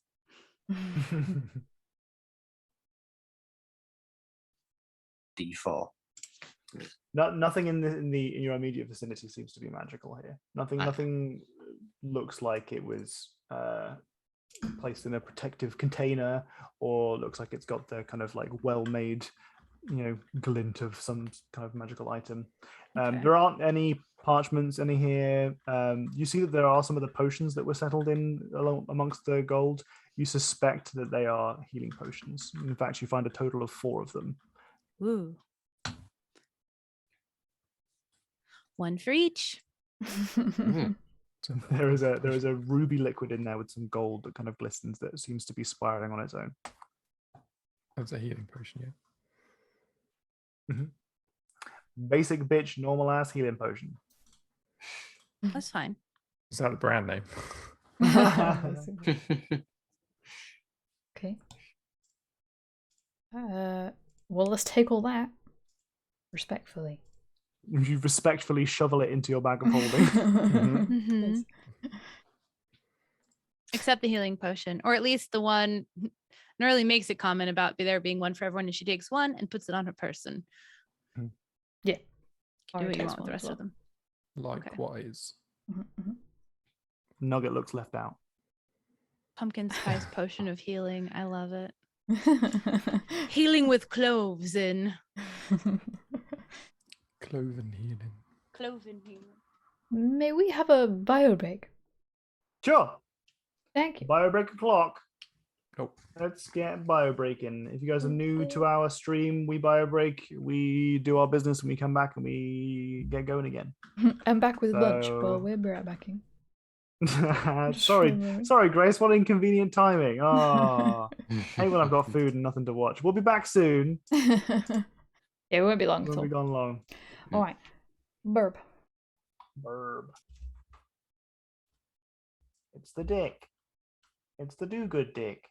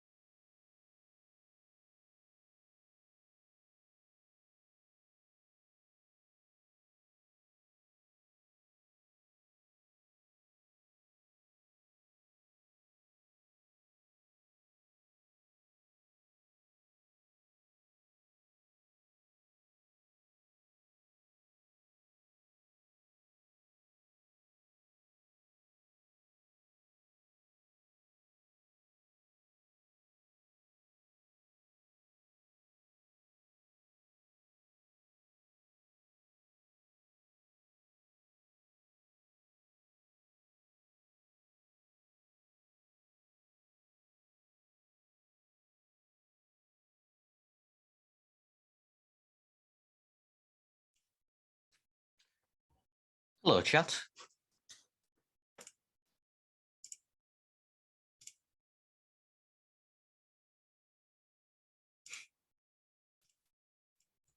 I'm back. Hello. Hello. Ooh. And I've got a baby fudge. Ooh, I do like a Cadbury's fudge. Oh, tasty, tasty fudge. Aye. Ooh. Fudge ASMR. Thanks, Noko.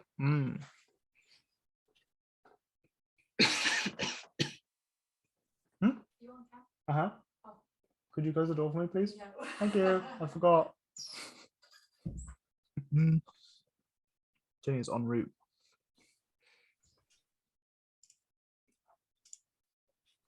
I like pumpkin spice potion of healing.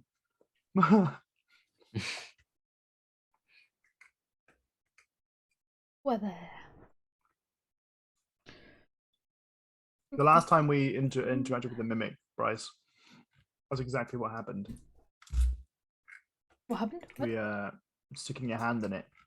Oh yeah. First off, we had haiku, Yeah. classic hand-on mimic adhesive quality, and then mimic flamethrower in hand in mouth. Mimic was not very happy about being Sick though. illuminated. Don't forget I cast levitate on the first mimic and used it as a shield when burning the second one. Yeah.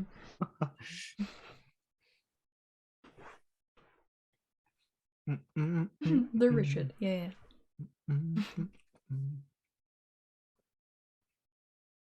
I feel like we might need to look into some D&D music again, but that is copyright free.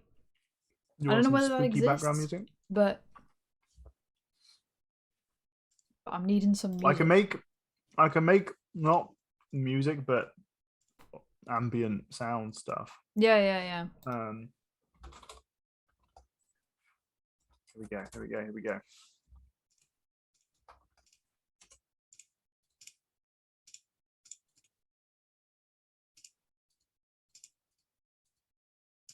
We're gonna have this one. Let me know where it's in there. It's on.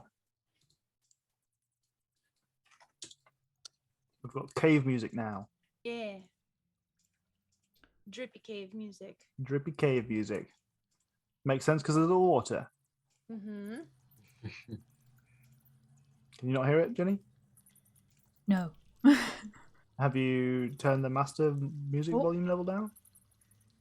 Oh, I think I can hear something now. Yes. It's very quiet if you've got it turned down. Yeah. I can hear it now. You might want to turn it Oh, up it's a gonna little bit. make you maybe need the toilet. Yeah, That's what your bio break was for. What were you using it for? It's easier to make like audio playlisty stuff for like pre-prepared one-shot stuff because it's something that you can kind of use for the same module over and over again. But I wasn't sure how interested we were as a group in having ambient music because sometimes it's a bit distracting.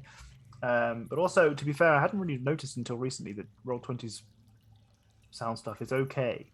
It used to be really difficult to manage. Now it's pretty good. It still doesn't have a lot of variety because, it's limited to its own soundtracky stuff.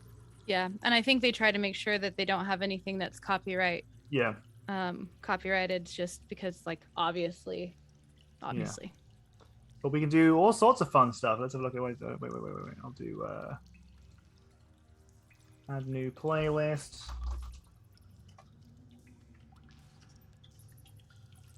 I like atmospheric sounds, but I get how they could be distracting I or find frustrating them, to someone. I find them pretty distracting sometimes. Okay, I have to put them down for. Yeah, don't feel compelled then, especially as the DM, please. Yeah, I know it's fine. It's but I personally have to turn the volume down quite low. How about something like this? Ooh. Uh-oh. Down, everyone, down. You got That would be trapped. a great, like, yeah, that would be a great, like, I check for traps. Okay, roll a number and then just be like, oopsie. How about?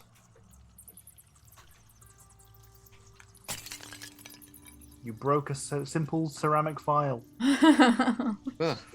Totally no bad that can come of that. There's all kinds of stuff. It's just it involves a fair amount of like preparation for like audio tracks and stuff, which is fine if we're doing like a cave. Yeah. But some of the music can be, some of it's like really unintrusive. Like this is pretty unintrusive. But sometimes it's like you want to do a music for, or ambient, like a soundtrack sort of thing for like you're in a town and it's like people talking and stuff, which for me is a huge distraction. Like I can't, if people are talking in music and stuff, I can't concentrate on other stuff. Yeah. You know?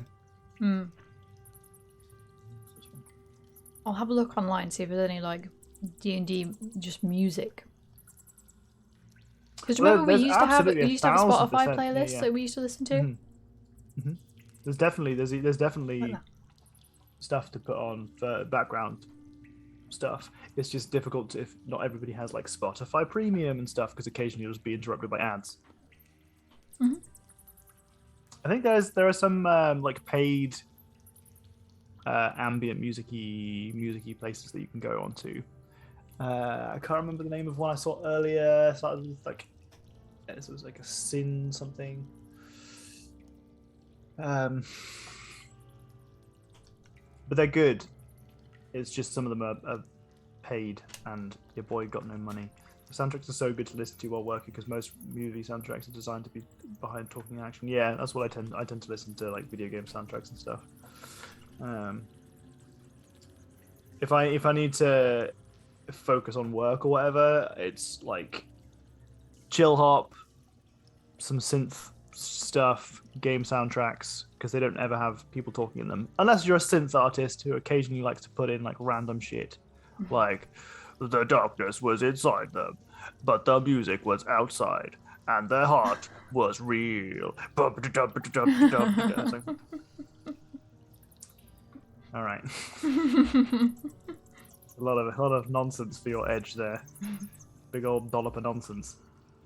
The thing I backed that gives huge pack of music sound effects, and plus they give more music and effects each month for free. Ooh.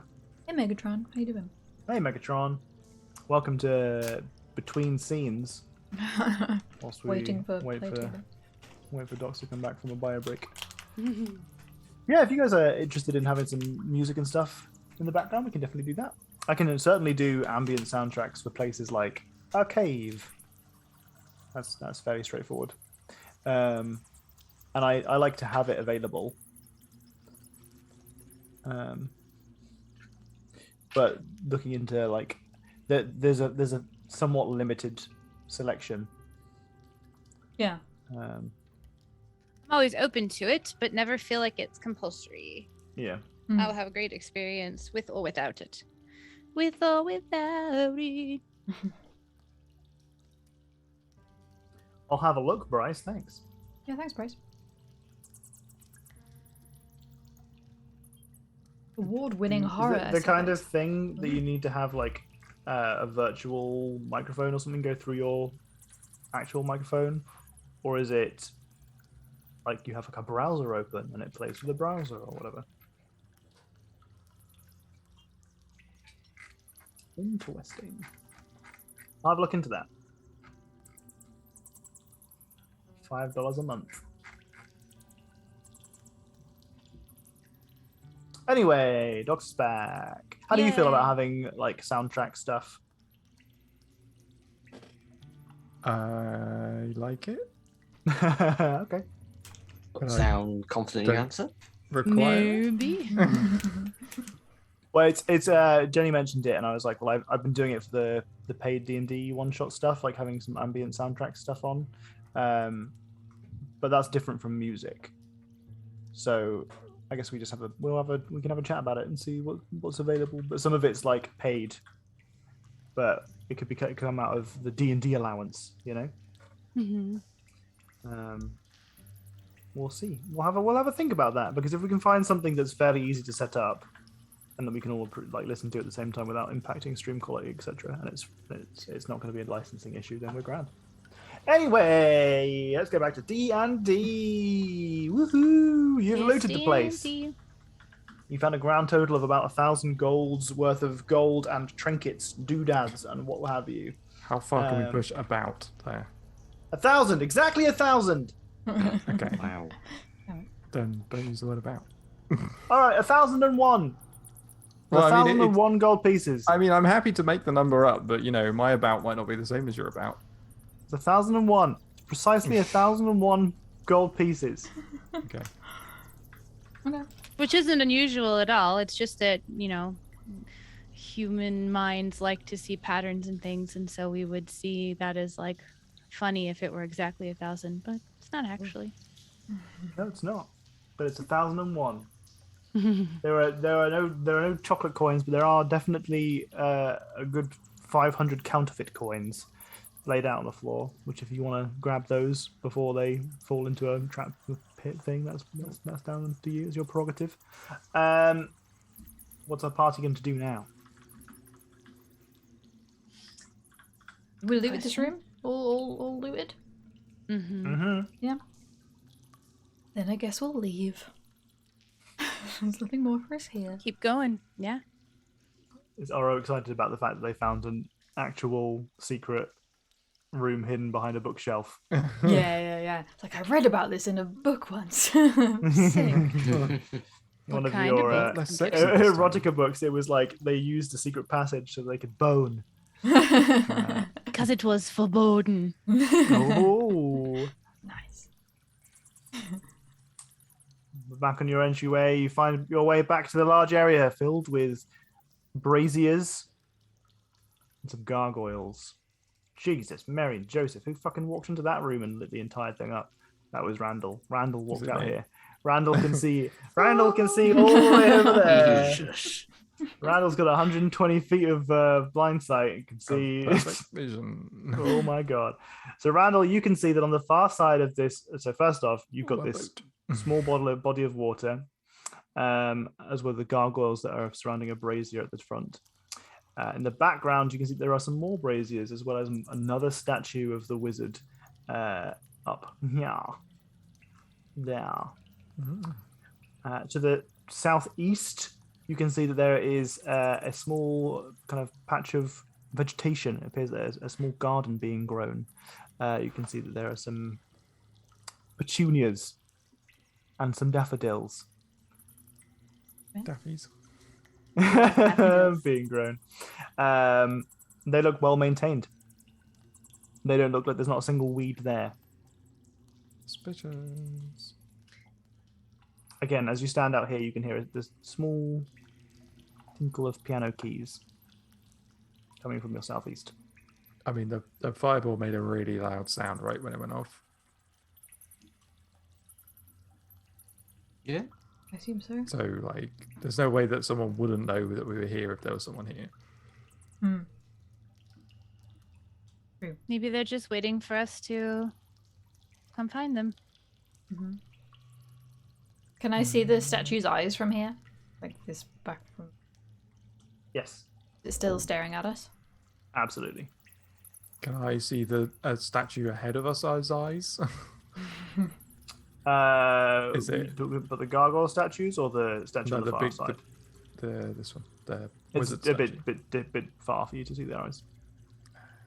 Can I see if it is it inky though? Like, has it got the same like inky? No, thing it as seems to be a Oh. fully formed statue. just your standard Oh. statue. That's It's still interesting. it's identical in all aspects, apart from the fact Okay. that from the waist up it is fully formed. How On the close far do I end need of to be? there, you can also see that there are some cave exits. There are 3 different pathways. Okay. Though unimaged here, there are some portcullises that have been dropped on them. Right. To your direct east, there's another brazier that is lit that seems to have a few cave kind of formations that lead outward. There's the sound of rushing water from your direct east, and you suspect that that small body of water where the boats are there perhaps at some point leads out to the river itself. Right. Now to your southeast directly, as you walk out here, you can see that there is a doorway alongside those petunias. Okay. Where are we gonna go?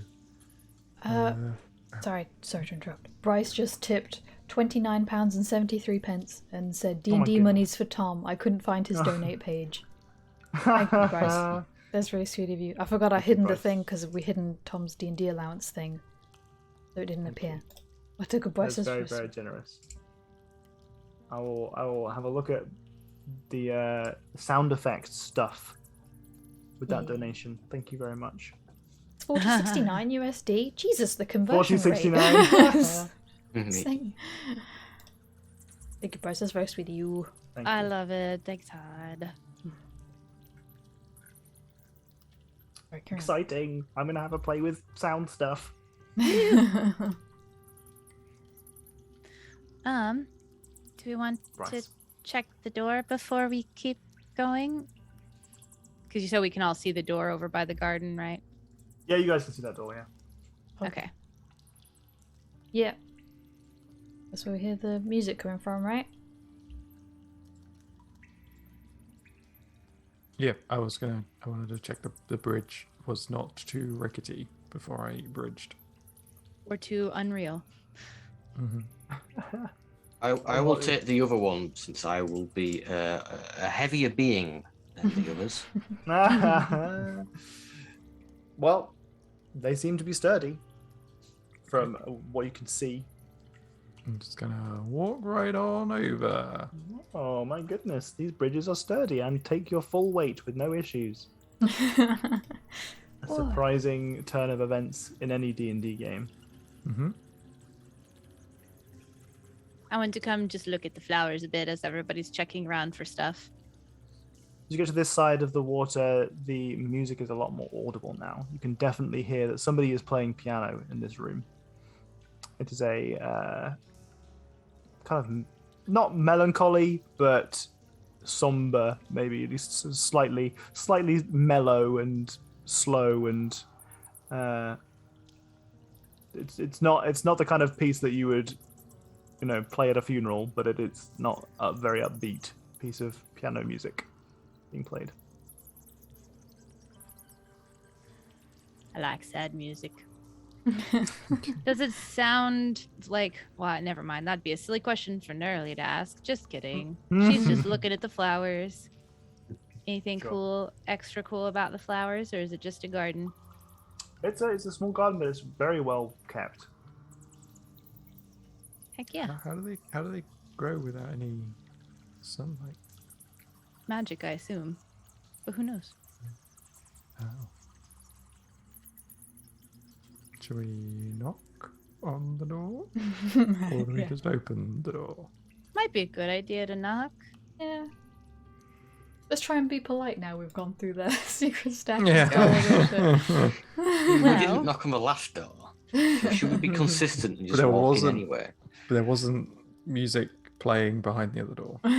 True. Yeah, go on. That's true. And if they say something about, did you go steal my stuff from my secret room, then we can just give it back. Did you close the secret door behind you, or did you leave it open? I feel like we probably left it open. Probably left. Yeah. That seems like something we'd do. The completionist. What's the point in closing it? Right, I knock on the door. Okay. You hear a voice from inside. It says, "Come in, come in."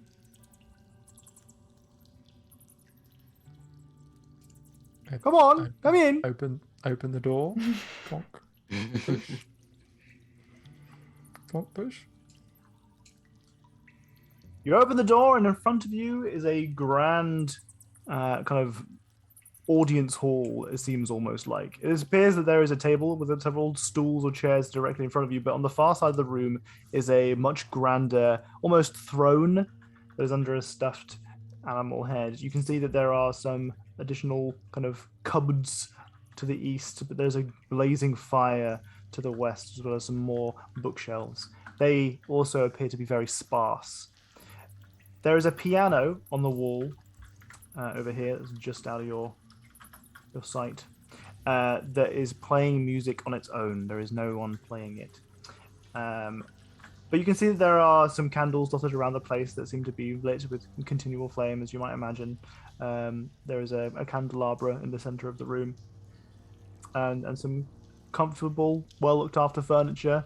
But on the far side of the room, sat on what would really be his throne, is the person that you suspect the statues were modeled after. You can assume is Paeldron Khazadit. Come in, come in. Hello? Adventurers, is it? Are you adventurers, adventuring? Doing adventuring stuff, yeah. Just, I suppose, make your way into any old cave these days, don't you, adventurers? Well, we were sent here to get rid of some gargoyles. Why? I know the people in the town don't like gargoyles, apparently. They said I have there'd not been done some anything with the trouble. gargoyles.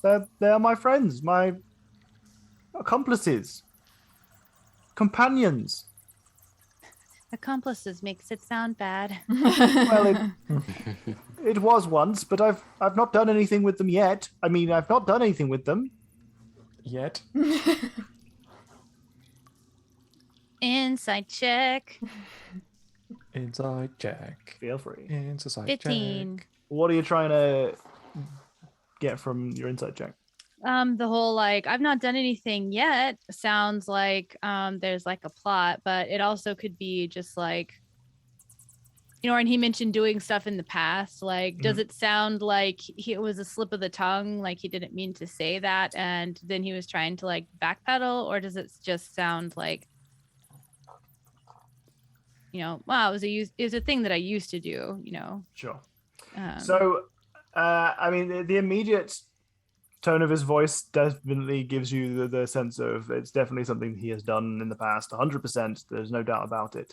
But perhaps that he has, if he does have plans they have not come to fruition yet. But whilst he has been stood by his throne, he has not been facing you. And as you start to, start thinking about maybe what it is that he meant by that, he stands, and his robes covering his form and his figure are drawn back as he pulls back the wizardly hood, and he turns to you, and you see his full form. He, a fine elven gentleman, of roughly 6'5", looks at you with a long beard and fine features, but his entire skin, all of his hair, and all of his body, at least, is made of the essence of Shadowfell that you have seen other creatures made of. It's the first time you've ever met any of these individuals who seemed to have any kind of cognizance, any kind of awareness, anyone that was able to talk to you, especially. Yes, well, you adventurer types do tend to just barge in anywhere, don't you? Well, especially if, people tell us that people are being hurt. But Has anyone been hurt? That's what they said. Yeah. Did anyone say I've not hurt anybody? Do you seem like he's being honest when he says that? Seemed to be. Based on what you... Do you know that you're shrouded in inky blackness? Can you see that? Yes. I'm perfectly capable of seeing this, yes. It's just that other beings who have had that haven't known. So it's kind of unusual for you to be aware. You have met other individuals with this ailment, this condition.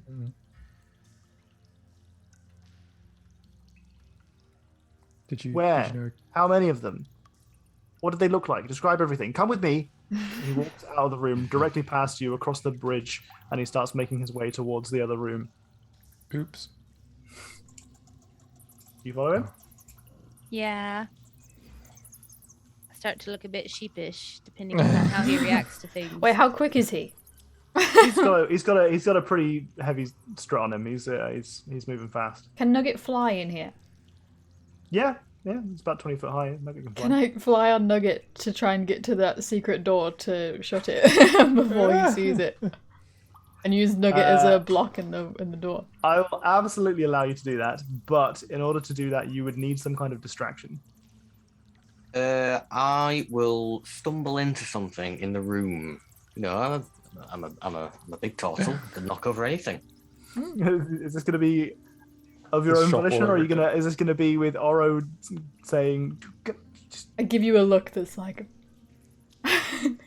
The clumsy look. do something stupid quick. do the clumsy. Do the clumsy. I'll knock into the piano. Gonk, gonk. You make noises on the piano. He starts frantically pressing stuff. Yeah, like this is a soft piece of music that's playing that you interrupt. He turns around and he says, "What are you doing? Come with me! Stop fucking around with my piano! For goodness sake, come with me!" I was just saying how your piano worked by itself. I'm gonna keep doing it.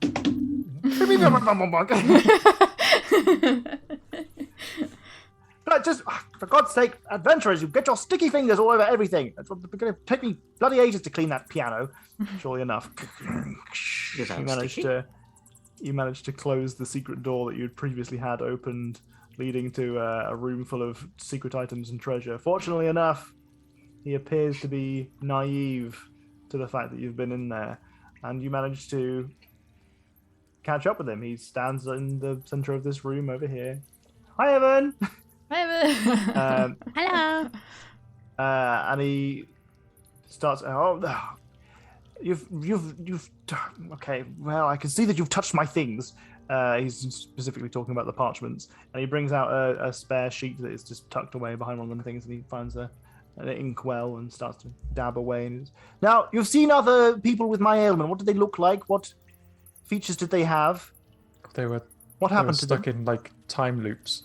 They were just doing loops? the same thing over and over. This like inky black swelled stuff. Interesting. There Very was well, like yes. a dragon thing. A dragon thing, yes. There was was he an orc? The barbarian? Yeah, it was and an orc and goblins. An orc. And the goblins he was fighting. Mm-hmm. He's fighting goblins. In this is the time loop you mentioned. Yes. It just kept Some happening kind of- over and over again. Some kind of dragon-esque kind of thing. Was it a dragon? Actually a dragon? Was it a dragon? I think maybe when it was alive, but it was kind of... It's hard to say. It was covered in this stuff, and it was just Fascinating. bones, right? By the time we got to it, it was mostly bones. Yes, it was Yeah. a wyvern that you saw Okay. previously.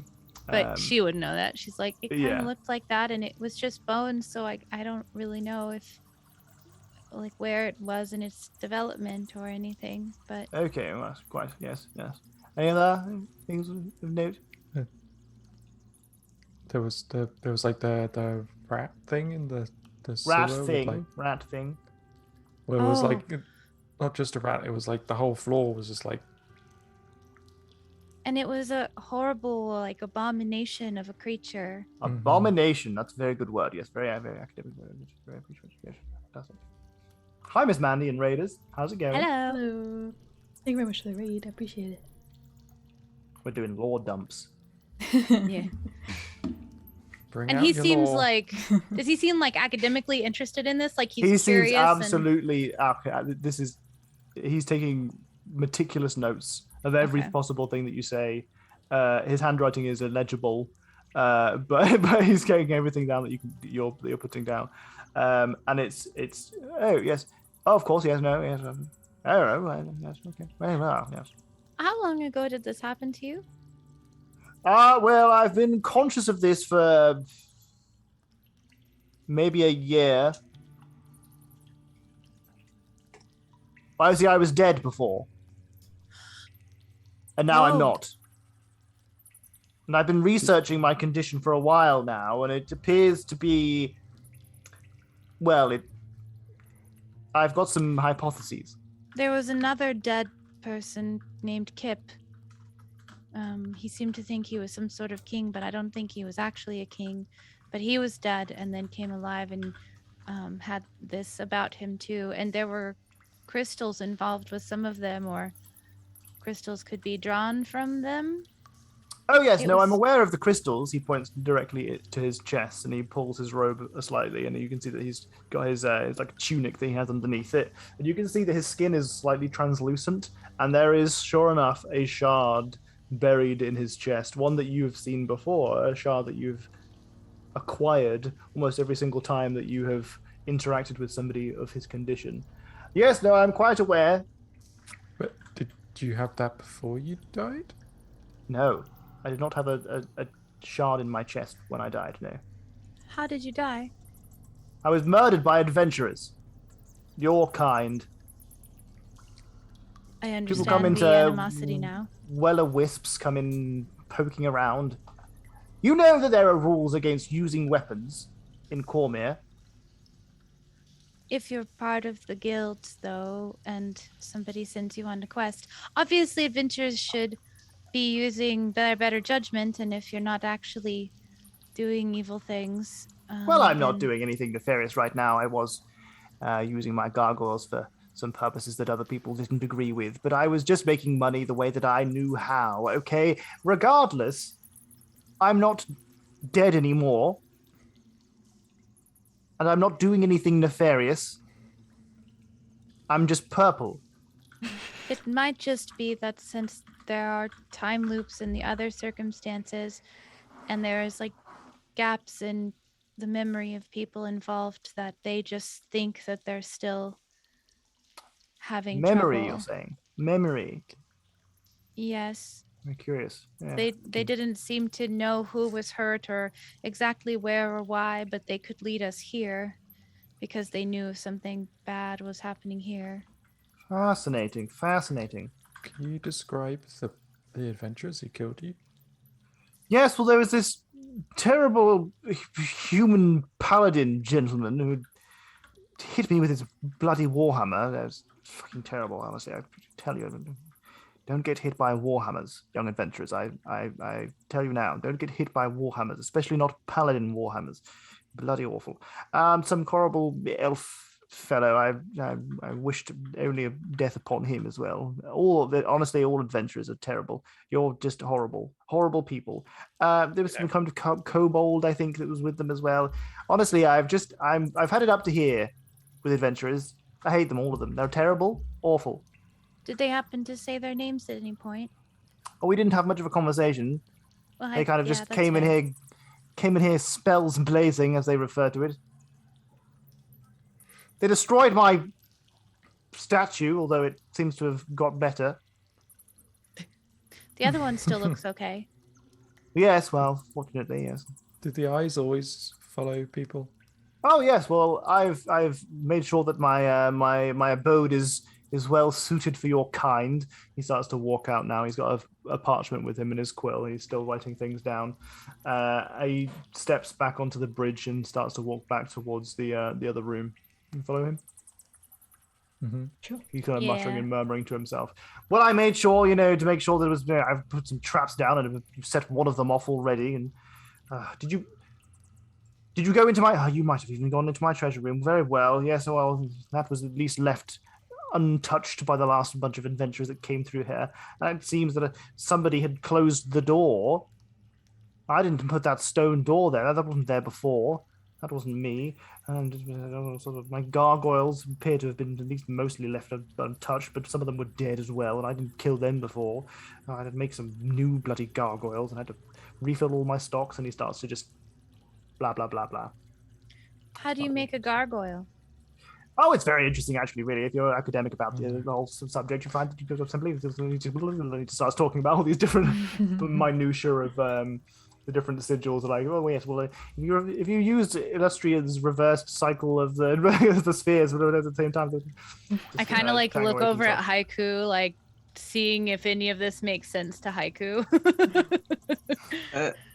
Haiku is still confused about the whole purple inky time wang thing. So Haiku went to read the headache book when this conversation started. Nice. Yeah. Okay. Headache book. Okay. Fantastic. Was the person with the hammer, did they kind of, and I'll start to describe what Caspian looks like. Do you know what Caspian looks like? Didn't we see a statue? Did you? Or there was a statue, but it wasn't there anymore, but somebody told us about the statue. Thistle, I think. Randall and saw there's the pictures. statue. No, never saw the statue. You all saw the statue, but you didn't know who it was from, and then you returned to the place, and it was no longer there. Yeah, so we saw it, so we knew that, and then Thistle told us, again, things are disappearing. So I guess I would use the statue, and I feel like there were portraits in the manor too. Portraits, yeah, yes, there were portraits in the manor. So you I do know what think Caspian looks like. Yeah. I'm just messing. I was just messing with you. Okay. The party With my definitely had a memory, cobalt in though, it, I'm like, did I just make up that there were portraits in his own manor? Because they could have just been erased, and I would. I mean, Caspian's party definitely had a cobalt in it because there was definitely a cobalt and a orc in it, and then the orc was killed in the goblin place. Mm-hmm. Oh yeah. So yeah, I started describing what Caspian would look like based on like the statue for proportions and the paintings for features. Sure. So you have the idea of you find this to be actually a stark contrast, not contrast. That's the complete opposite of what I'm trying to say. There are a lot of similarities that you draw between Caspian Kinshire and Garius Sariel as you start to describe him. He's like, well, yeah, he was a sharp jawline, long blonde hair, fine figures, fine features. He's You got a know, fine figure. big shield. He's a paladin of Saloon. Wait, did I know that? Yes. Okay, I need to write that There's down. a temple to Saloon in his house. That's true. That you That's live in. true. That makes sense. I'm not sure that the words "he was a paladin to Saloon, whatever, like have been spoken. So I guess I didn't want to assume, but that Okay. makes a lot of I want sense. to clarify that it's Ta-da. not sexual in any way.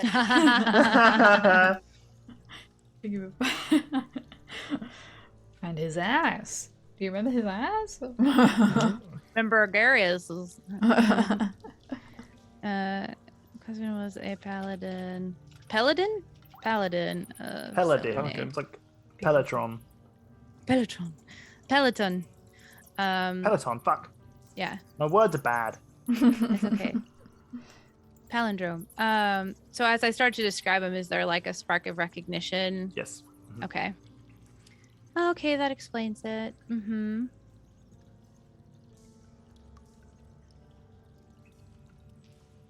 Well, I mean, regardless, I would like for all of you to leave immediately. Let me go back to my gargoyling, please. Happy to do so. You're not going to hurt anyone with them, right? Fine, hurt. But really, honestly, it's none of your business what I do with my gargoyles, really, is it? Well, a bit. Because we were sent here to make sure that nobody was being hurt by gargoyles.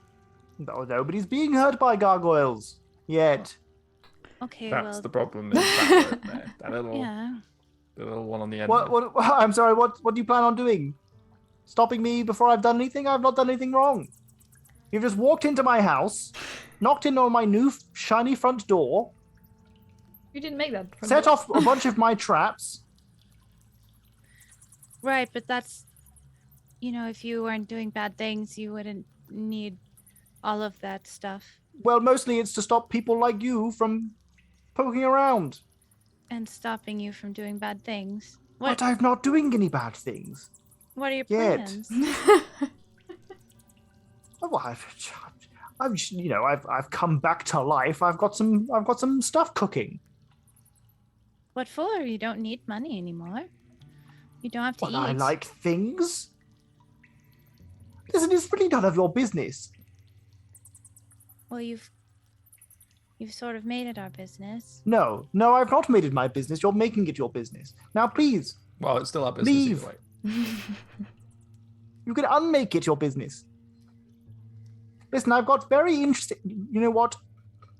I've got some hypotheses to test regarding the nature of my new condition. Feel free to help me experiment. The thing is, we can't just leave you here if you're going to hurt people, and we are going to be coming back by soon. So, if you just don't do things that hurt people and maybe you help them with the gargoyles, then you can figure out what's going on with you and we can have information, and then you can just exist and not have to be stopped. Oh, well, I'm sure you definitely don't need to stop me. Nothing's going to happen. Wink. You guys don't know anything about me. You've met me, and I'm alive, and my gargoyles aren't doing anything wrong. Everything seems to be just fine. We know Nothing's that going to happen. Wink. You know we can see you winking, right? Yeah. He's just even saying it out loud. Listen, maybe if I, gave you your reward. We don't want a reward. Well, if this is a Haiku quest pops in at this completed. What? Reward? What? Your quest is completed, right? But your Not new really. quest, given to you by me, is to abandon your old quest. I'll give you 500 gold pieces, the finest gold pieces, if you just fuck off. Are those the 500 gold pieces that were over the trap door? Dun, dun, dun. Play on the piano. Dun, dun, dun. Yeah, the piano in the other room. Outrageous, bloody adventurers walking into my home and pilfering my items. Do you We take did the rest of my die. gold pieces? Well, I was dead, but am I dead now? No, I'm undead. I would Or argue that you're still purple. dead. You're just animated. But Also, you should really be What's closer wrong to the with you entrance. You shouldn't be at the end of your cave. It was come in the hidden first behind room a is like- secret door. but they're always hidden behind secret doors. I don't Everybody use knows that to look for entrance. secret That is the doors. back end of my cave. You came in through the back. Back door. Got it. Outrageous, bloody hell. But Come with me right now. He You stands seem- towards the throne, and as he does so, he kind of clicks his fingers and mutters something under his breath. And behind the throne, there is a door frame that erupts from the brickwork, and that starts to thrum as some blue magical energy fills that doorway. And there is a portal. To Gargoyle Land. It's like You, Disneyland. all of you, with the me back now. door was mouth of gargoyles, and the front door must be. Oh no. Oh God. Oh. Before you Face of go, unicorns. just where is that going? He's stepped through it already. I kind of want to see if he'll be willing not to hurt people because he seems really intelligent and maybe he can figure out what's going on with all of this. You know, he seems really aware. We could try and close the portal while he's on the other side. But it could just be the other side of his abode and then he could just come back. He just walks back through the front door. Guys. Well, we can't let him go off on his own. Like, Ask the gargoyles. I think we should go. I mean, yeah. we'll be okay.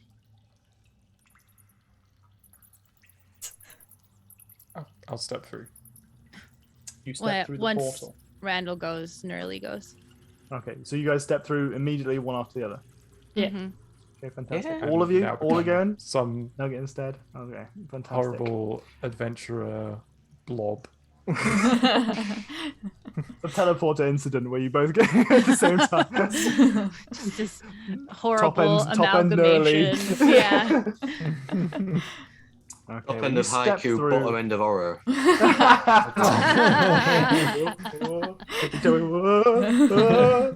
Just having to walk with your arms out for balance all the time. So as you step through the portal, a lot of things happen at once. First off, you kind of feel the wet touch of the wall as it kind of is like a liquid that's not kind of Regret. actually moist, but it's kind of it has this the feeling of liquid on your skin as you start to pour your way through it as if you were some kind of liquid. You step out the other side, and just so much stuff is apparent to you, and it feels like, I don't know, maybe you walked into a trap. Because Kinda on thought the it other would be. side of this portal, there are several stone gargoyles that are there. They are animated. They're cricking their necks. They're cracking their fingers. They're flexing their wings, as well as what appear to be small winged piles of mud. The wizard Peldron Cassadit shows himself on the far side, and he is surrounded by some kind of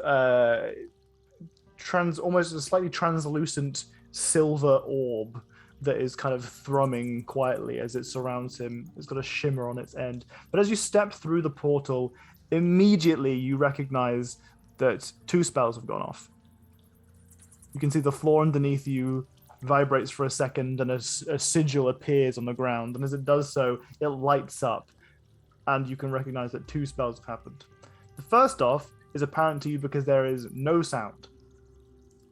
Nothing. There's not the sound of your footsteps on the ground. There's not the sound of the squelch. There's not even the sound of the thrumming portal behind you. The other is apparent because the floor is slick with grease. It's like anti-Nerly, anti-Randall. It really is. Could have just closed the Go portal, fast. but we had to go through. What we're going to do is we're going to move your tokens to the other side of this this portal. You guys want to move your tokens Can't together let this side. Mad Gargoyle McGee here go off.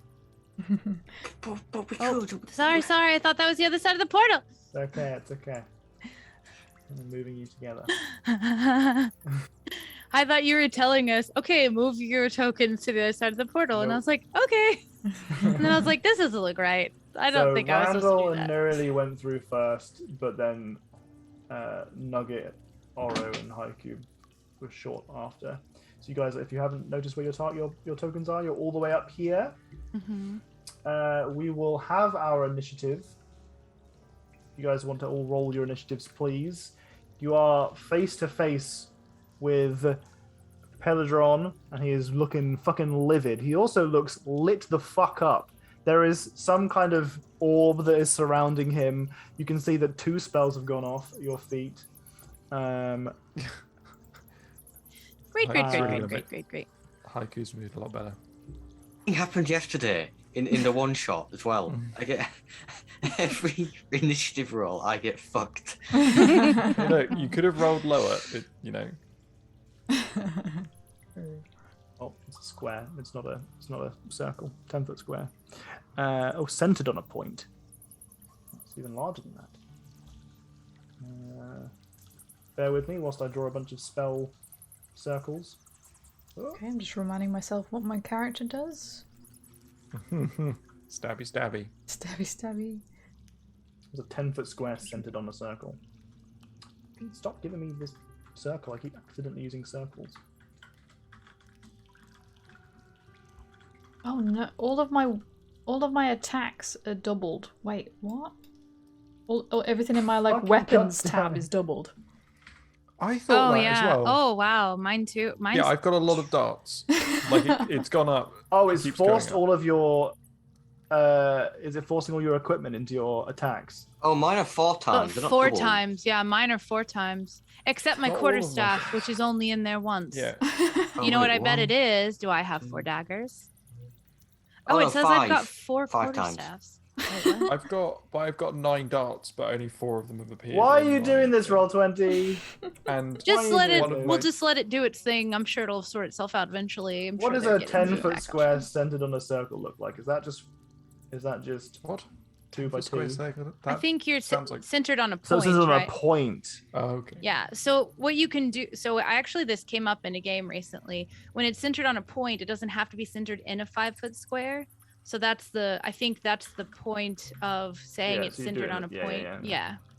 So is it 10 foot in each direction from that point? If it's a 10-foot square, then you pick the point and then you put a 10 by 10 around that point. Around that point. So you've got the square the right size right now. The red Okay. one. Okay. Fantastic. That's 1. That's the grease.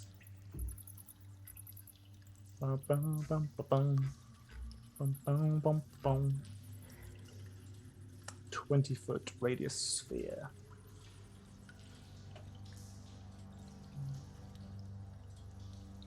Just gonna. Wait, is it? Did we change mine? Is sick. Bringing up my character sheet in another tab so I don't have to annoy the stream with just the view of me looking over my character sheet, So being what, like, what I'm going to do, am I reading? so the silence isn't obvious, but the grease is. So I'm going to put the silence down, but I'm going to have it on the GM layer so you guys can't see what the circle is. That's fair. Okay. Let's add some of these guys to the turn order. No, you don't have to do that. Excuse me. I choke on myself, apparently. Bonk. It looks like this is very well set up for a trap, which is not surprising to you. There are several cages in this room, as well as boxes full of what looked like may have been used to transport cargo of some kind. You can see that there are some barricades that have been very poorly made, like as if the person who was making them didn't really know what they were doing. Kind of jaggedly pointing around the room. You can see there is a wagon that has wheels have been broken off of, and there is a door to your east. The portal that you've come through is still thrums with life, but the floor underneath you is slick. I will ask each of you to make dexterity saving throws so you don't fall over. Does it count as difficult terrain? No, technically no. I don't think it does. What does it? Maybe it does. Depends on the spell, I think. Yes, it is. Turns into difficult terrain for the duration. Then But when it appears, you need to make dexterity saving throw. Oh my god, what are these fucking rolls? Okay, well, not Tortu, fucking Tortle. Crikey, my brain is all over the place. You arrive through the portal, take one step, and immediately you are on your ass. Or you are on your And back. no one hears You a thing. slam over, and you find yourself just on the ground, prone. But it's silent, so there's no clinkety clanketing. So we didn't know. You don't immediately notice. Goodness gracious. But it is dead silent in here regardless. So if I roll my initiatives for all these guys.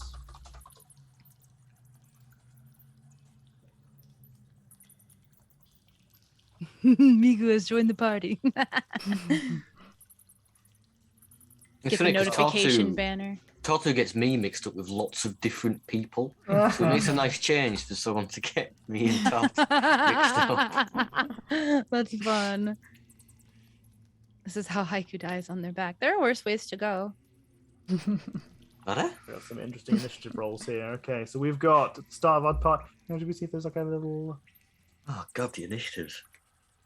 Much better if we could have like a battle. It's you and me at the end there. Haiku. I'm used to being at the end. Oh, these are little tokens, but they just blend in perfectly. I thought they were just red dots. I thought you just draw red dots for them. Oh. So I'm gonna add some music. I put the red dots because to show you that they are there. Yeah, because I thank know you. they're so hard I to see. legitimately didn't see them at all Yeah. until you put them on the turn order and I hovered over them. So we're gonna listen. I'm gonna put some music on, but it might be very loud to begin with. I'm gonna Okay. turn it down a little bit.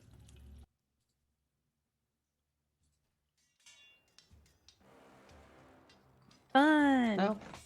Got some music going on in the background. I mean, These it's were not not accurate, though. remotely prepared between.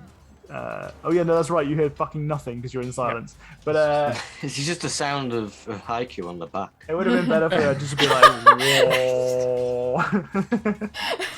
I think it's really cool that this song has turned like swords clashing into rhythm. That's a lot of fun. But regardless, we start off with some unfortunate combat as the Gargoyles are the first to take their turn. Dun, dun, dun, dun, dun, dun. And we have 2 attacks against Neurali from one Gargoyle, 2 against Haiku for the other. With She advantage 'cause instinctively you're- tries to shield, but can't because verbal. Whoomp, nothing happens. Yeah. In which case you take 2 attacks. I assume there's nothing I can do to stop these. Since. I mean, you're not incapacitated, you're just on your ass. Oh, okay. But you are in a silence zone, which means any spells that you have that require verbal components will be ineffective. Neurali takes 13 points of damage as this one gargoyle, waiting prepared in fighting position, gnashes with stone claws, stone teeth, and it batters against you. You raise your arm up to cast a spell and nothing happens because you are unable to hear. But it's a very horrible, jarring experience in particular because it's come out of nowhere. As far as we were concerned, it's just immediately just started beating the shit out of you the second you go out that portal. You can feel that you're unsteady on your feet, but you've managed to keep yourself upright. Haiku, some battering is coming your way as well. I think you reduced my health, possibly. I didn't. That might have been what do happened because I anything. did it trying to do my health and nothing see. happened and I was like, that's weird. So I think because we're right next to each other, Yeah, I think I you might couldn't have, tell yeah. that I had somehow clicked on you instead. Maybe what I need to do is just stop you guys having access to each other's tokens and stuff. Haiku, you take 9 points of damage as one of the gargoyles above you slams one of its stone feet down upon you, chipping at your shell, and then tries to like knock some shit off of your back. Randall, you've bounced through this portal, quarterstaff ready. You've almost slipped, steadied yourself. You can see that in front of you is, some barricade, but you can tell that the floor beneath you is very unsteady, slippy almost, as if it was covered in some kind of grease. Okay. And then I take absolutely no notice of it at all. Of the grease. Yep. Okay. I think you will probably have to make another dexterity saving throw if you move though. But it's hard. But it's difficult terrain. Oh yeah, no. Difficult terrain means that you don't You take have just half the movement. the movement. Yeah. So the difficult terrain, you don't yes. take the half movement, but it's slippy is the issue. It's going to try and trip you up. All right. Well, I'm going to take less steps than I was going to before then. I'm gonna stand here. I take a step carefully. That one step requires a dexterity saving throw, please. I feel like I should have taken more steps for a better save to step. Sorry, ratio. that's out of the grease as you take that one step. Oh, is You it? Oh, the successfully little red saved. box is The grease. little red box is the grease. So you take a step forward and you are out of the grease and you do not fall over prone. But in front of you is a small winged mud creature that seems to snarl at you as you get closer. It looks like almost as if it's got something dripping from its weird teeth, but Good. it's just more mud. I like It looks like drippy it. teeth. In fact, it looks very similar to the mud that you stood in at the mouth of the cave. Sticky mud. This might be sticky mud. Watch out. I'm gonna hit it. Okay, go for it. How do I D&D again? Who are you trying to hit? I'm Hitting the little mud guy first. Yeah. Okay, this- there's a the little method to the guy. gargoyle. Yeah, go for him. And then I get 2 of them. Okay, so the first one misses, but the second 2 hit. Oh, sorry, 2 walking staff. So, okay, the Yeah, walking so staff hits. Second one misses, the 2 unarmed attacks Okay. hits. Oh wow, what a terrible roll. So it's 10 damages. 10 points of damage. Okay. I don't think I can Immediately, reroll. you. Oh, wait, 10 points of damage in total? Yeah. 5 and 5, right? Yeah, but you also. Oh, there's a oh, no, second unarmed sorry. attack as well. Oh, I didn't see there was a 3rd hit. Sorry, I thought only 2 hits. Yes, Yeah, no, no. 14. Okay. So, do you want to describe how you land those blows on a flapping conjuration of mud? I imagine it's kind of like it's like not staying still and it's like moving, but then Randall like predicts where it's going to be and just like thwacks it with the staff, and that kind of like sets it on a particular path so you can hit it with like Oh, the beautiful. unarmed strikes afterwards. Beautiful. I No, love that 16 idea. The first prediction allows you to line up the next 2 attacks as you slam your quarterstaff into it to begin with, and then your unarmed attacks kick and punch as you do. This method's already looking rough. It's looking like it's lost a lot of its mud. But that is your turn over, unless you want to say anything, do anything else. Oh, you can't say shit other because than- you're in a silence. Yeah, I can try and say. You can mime stuff. Sticky mud. Sticky mud mime. Oh, we get it. Everyone understands immediately. Excellent. All right, Oro, you're up. Can I go around here? Is this a place to go around? I can't really tell. There's too many. You can, but I would consider that. No, you can't. Not really. No. No. Hey, DeGrasso. Hello. I'm Hey, gonna Tortu. go here. Then I guess. Okay. Please make a Um, dexterity saving throw. I'm using You my fail. lucky. Okay. I'm using my You D6. fail. You fail. No. 15. Yeah. It's a high level. It's a high level grease. You fall on your Gross. Very ass. greasy. Yeah. You are You on need your some of butt. those blotting strips. Welcome to the floor. So you Hope you can enjoy get your up. stay. It requires half of your maximum movement to get up. Okay. Can I get up on the same turn? That's fine? Yeah. Okay. And I can hit? Yeah. You can hit from prone if you want. No, I'll just do it like this, I guess. Is there enough... Tap their ankles. It's true. Is there enough room for Nugget to fly in here or not? No, so this is a much lower cave of about 10 feet. It maybe gets to about 15 feet at the depth of it, like the far end, but from where you are, it's definitely... Okay. I'm going to use the dagger on my crossbow thingy-majig Okay. and my Gucci dagger. Okay. And sneak attack. Because that exists. So I drew that orb incorrectly. This is the orb that is shimmering around the wizard. You hit with both of those. Oh my goodness. On the gargoyle? Yeah, the boy in between us all, yeah, on the right. Yeah. Huge amount of damage for one turn. As you, so you standing back up again? Yeah. Okay. Get knocked getting some down, but I extra get slicing back up in again. there.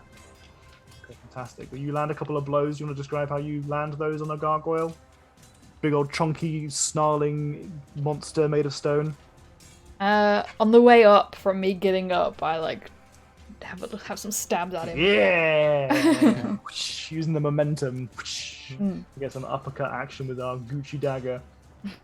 Easy peasy. Yeah, it's a +1 dagger, is why we call it a Gucci dagger. Yeah. It is especially finely made. All right, you're ending your turn there? Yeah. Then it's Nugget's turn, which I realised I forgot Yep. to put on the initiative. But, I'll put them there. can he move past us or not? You can move through, yeah. You just can't move through enemy tiles. Yeah. Yeah. Nugget to go here. I assume deck save? Northeast flying. If he can't fly. I mean, probably not through you. No. Yeah, maybe that would be unfair if he could fly through you. Oh, Katie's saying something to someone. Hi, Commodore. Hi, Commodore. Okay, Nugget makes it. Nugget manages to crawl says across the hello. floor without any issues. And Nugget's gonna bite the one below 17. Okay, 17 points of... No, that's an attack damage. Yeah, that's definitely a hit. Yes, 17 to hit. Yeah. Okay. And that's it, and the music's also stopped. Oh, no. Fight's over, we win. I need to put it on repeat. There you go. It's looping. Back to fighting. Ting ting. Phew. Ting ting ting. Thank you very much to Battle of the Amazons by Tabletop Audio. You're getting good work today. Okay, Nugget gets a bite in there. They also get a reactionary attack, don't they, from your attacks? Hmm. They move on they attack on your turn. 5. It's another hit. Oh my goodness. Oh my goodness gracious, this poor gargoyle is suffering. Right. Finally, my wizard gets a chance to go. What should we do? There's all sorts of wonderful things that we could be doing right now. We're gonna have maybe not one of those. Maybe one of those. Okay, we're gonna have a spell being cast. Katie's immune. Sorry, Commodore is still talking to me. What's up? Nothing. Oh, when you said Katie's immune, I thought that meant that you were waiting Oh. on me for an answer. No, I said Oh, no, no. unmuting because Tom said he was casting a spell, and it looked Oh. like you were like, well, wait a Yes, second. I am. I can counterspell. It doesn't have a verbal component. She thinks she can counter spell. Mhm. So we're gonna have a bolt that goes through these 2 squares because it's the only one I can get here. So To clarify, does the counter spell go off and it just doesn't work? yes, Okay. So I'll mark off the So- spell slot then.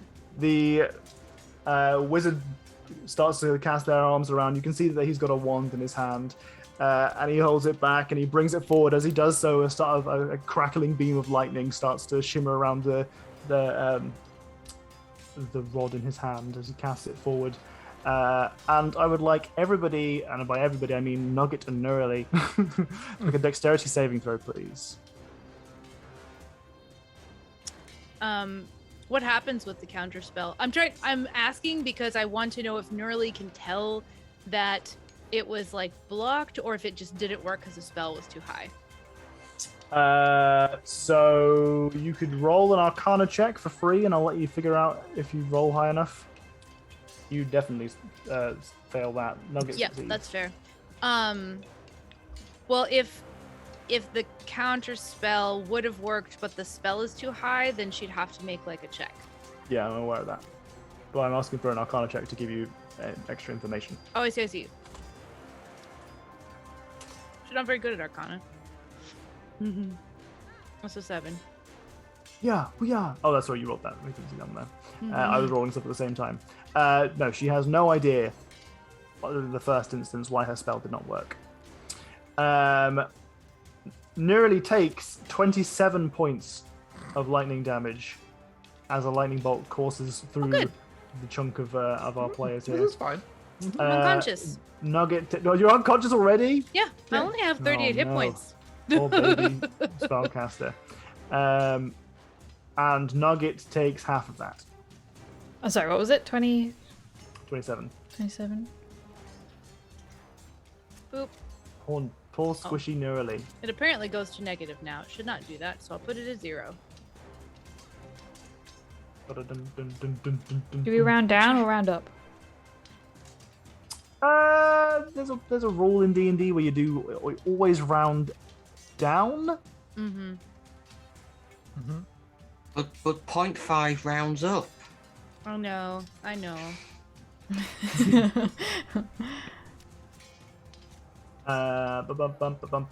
Bump. Okay, lightning bolt goes off, strikes through Nugget and Neurally, kind of shakes around the room as it disperses, and he kind of cackles to himself. But you can't hear it; you can just see it on his face. And a bunch of our squishy mud boys start flapping around the room. Squishy mud boy flap. number 1, flippity Squishy flaps mud boy. himself. Squishy Flippy mud flap. boy. Squishy mud boy. Some attacks against Randall. 17 AC, not 15 as well. One of them hits. Oh. Um, Randall is infected with another horrible disease. take 4 points of damage as one of these mud mephits kind of floats over the barricade and kind Ow. of gnashes That down really on your arm. We have our other guy over here. He's going to come over here and give a Nugget a bit of a slap-o. Nugget's armor class is way too high, and none of this happens. Nugget and this mephit are in a gnashing battle, but none of those hits land. Mephit over here has a couple of attacks against Randall again. You don't have to make a death saving throw. None of those attacks are against you yet. I know, that's just for when it is my turn. So then you can just go on. Okay. Randall takes no points of damage as both of the attacks from this method. Oh wait, am I doing 2 attacks with this method? I shouldn't be doing. There's only 1. Never mind then. One of the attacks that there's only 1 attack against you and it misses. Neurally's turn rolls around. Neurally's not looking too hot on the ground as she is currently struggling to keep her consciousness. She succeeds on her death saving throw, though, fortunately. And we roll around to Haiku. So we use a high. I can't move anyway, so I might as well stand up. Yeah. Well, you can move past your friends without expending anything. But there's nowhere to move past enemies because there's a ring of enemies. You can stand over Okay. the corpse of Neurally. Not a corpsey yet. Yeah. Well, you might. I don't know how to access the token for this. To pop out a flamethrower turret. Oh, it's time for the turret. It's time Time for for the the turret. turret. Where are you Just a popping it? small eldritch Turret's cannon. gonna explode and make a TPK. Oh, Oh, it's gonna feed a lot. Please time don't. for a TPK. turret. Nice. So that's my action. Bonus action, I can command it to walk 15 feet. Okay. So Is it immune to the prone condition? good question. Flops. Because it's on some grease right now. I mean, it does have like a dexterity thing. Yeah. I mean, Nope, it's mechanical. it's immune right? to So grease- poison damage and psychic damage. Okay, so make a dexterity saving throw Oh. for it, please. Surely grease Uh, just helps it. It makes it more efficient. Keeps it lubricated. Where there?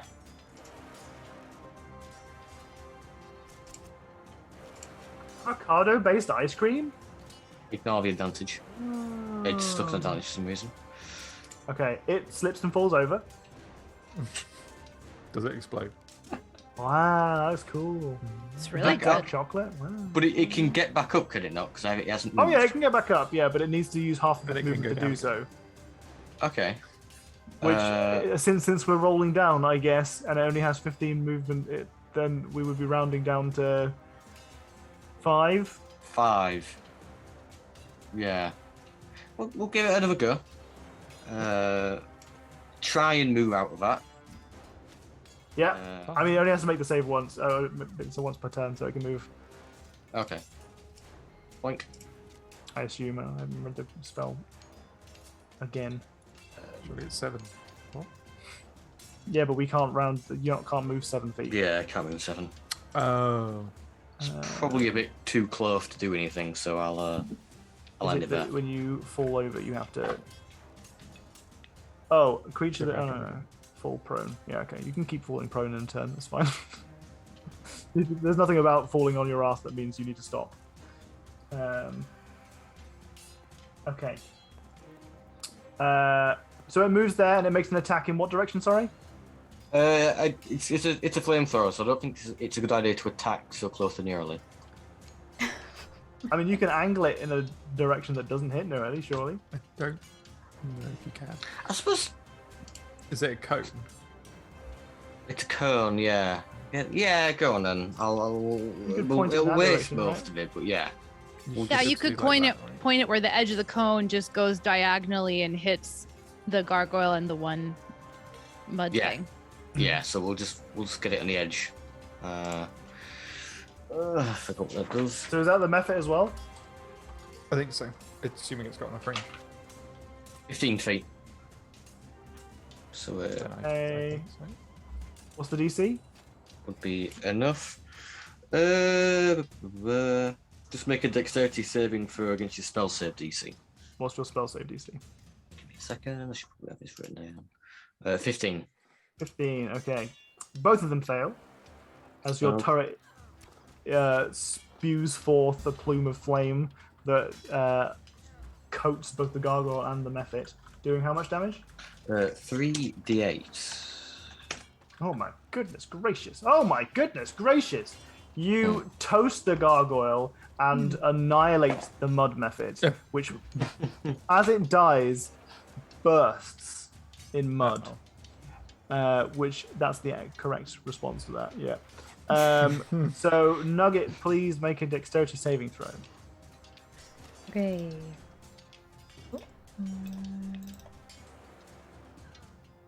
24. Oh, so dexterous. Look at that. +6. Damn. Okay, so a bunch of mud just bursts out of the mephit as it is annihilated by this cone of flame.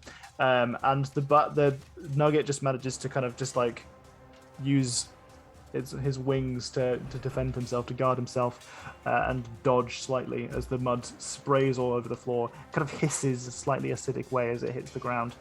Your turn is over, Haiku, unless there's anything else you want to do. That's done. Okay, at the top of the turn order, we now have some slashy blade noises of a gargoyle. does attack twice and misses terribly. Oh no, it's got advantage. No, you're still on the ground. Did you say you're still on the ground?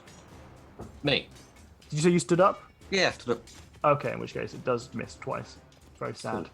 Have advantage on you when you're on the floor.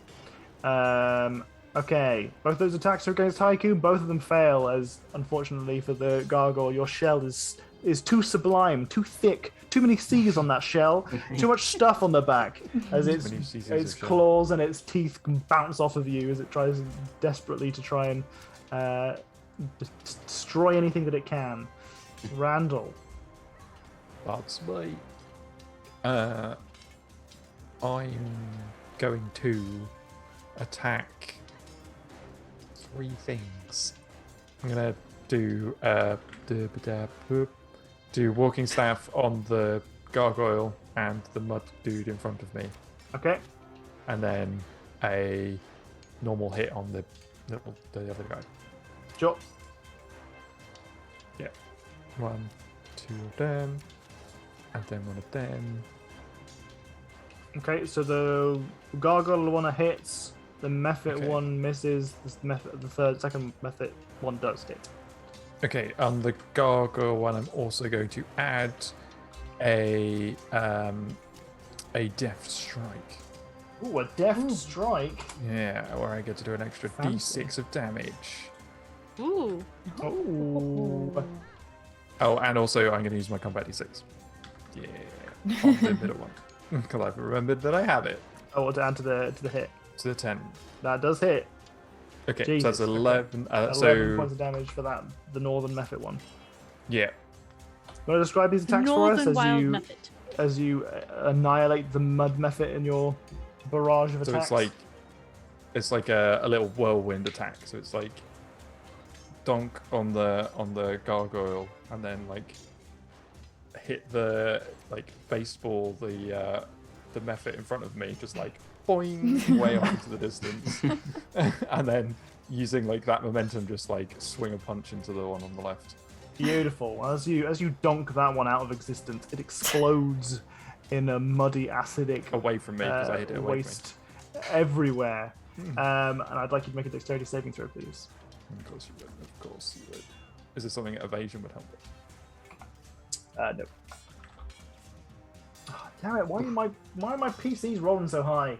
Because so far you've done Nugget with +6 to dex save, and me, who also has +6. Even the gargoyle saves against it.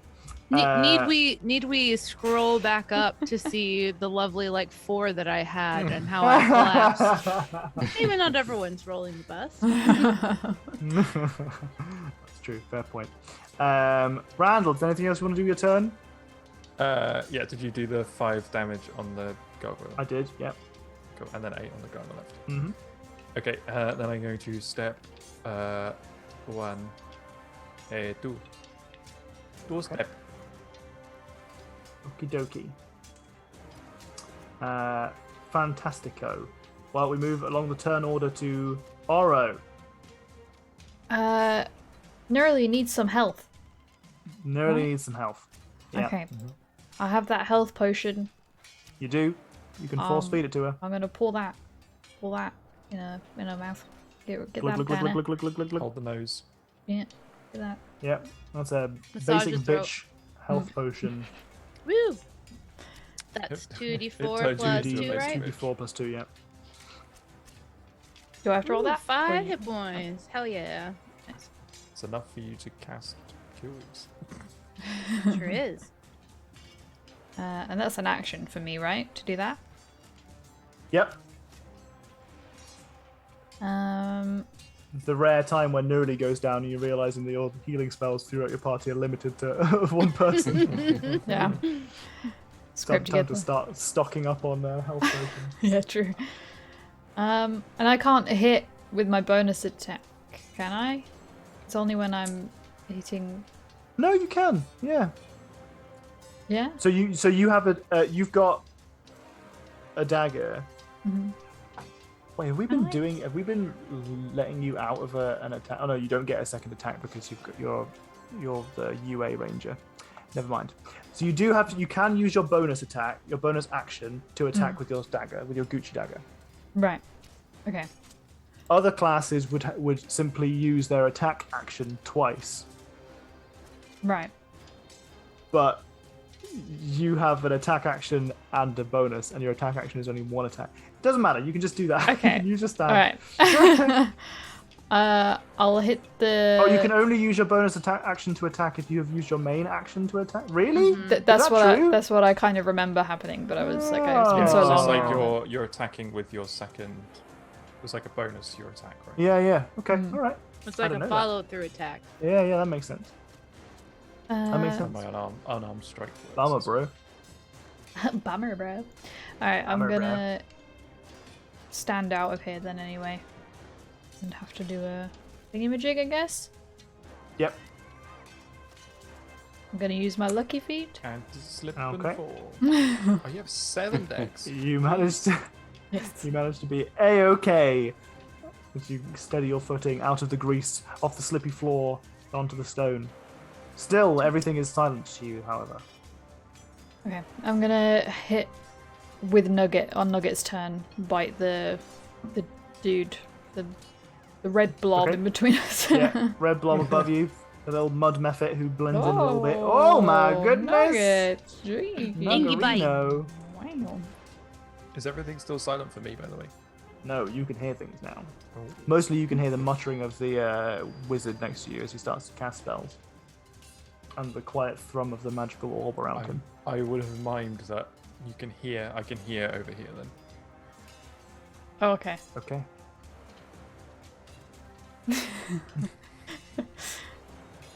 They didn't think the miming would come in handy during combat, did they? Here we are.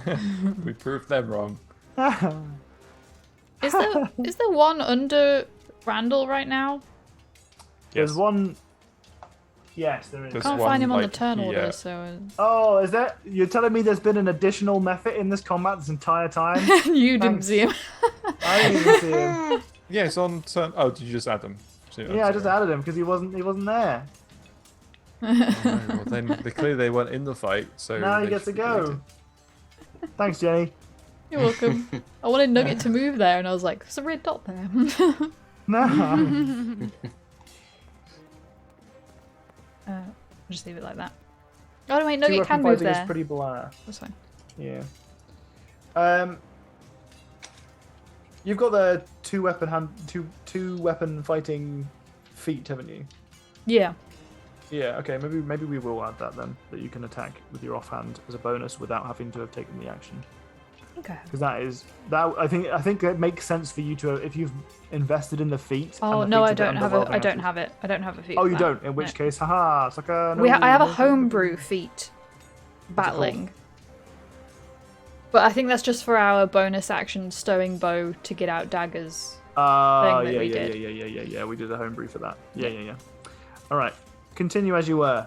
Nuggets moved. Yep, that's done now. Turns over. Okay. All right. Well, you've managed to force feed a little bit of cheeky HP over to Nurali, which is probably very great. She's very grateful Instant for. lightning bolt. Oh. Speak of the devil. Oh You were no. saying about the instant lightning bolt? Yeah, but I didn't mean it. I didn't mean it. I didn't mean the instant lightning bolt. Okay, how about instead a different spell? How do you feel about Oh. different spells? Well, I don't know. 'Cause I don't know if it's better than like the one that I know. Better the devil you know. Okay.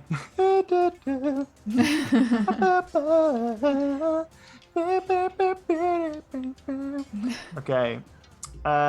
This is going to be rough.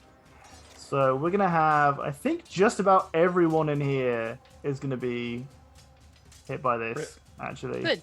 Good. Yeah, Wait for the crit everyone's to be going to rolled. get hit by this. Wait Yeah. for the crit to be rolled. Here it comes. So I would like Final everybody episode. to final episode to make a Constitution saving throw. It's Oh, pick not a the spells that constitution We're all save. bad at. Okay. Oh wait, that wasn't a saving throw. Oh, they were the same. 11. Oh, I'm it's gonna not looking use. good. I'm gonna use my ability. Sure. To add 2d4 to that. God, 14 is probably not good enough. Really, would I have to? I had to roll a 1 on the second one. Just had to. You have a D6 still. Oh, when did I get one? the beginning. So someone gave it you. I can't remember who gave it you. Okay, I didn't see it, so I'm definitely gonna add that. Wonderful. Exactly. Okay. That's great. So what's your what was in 16 total? total. 16 in total.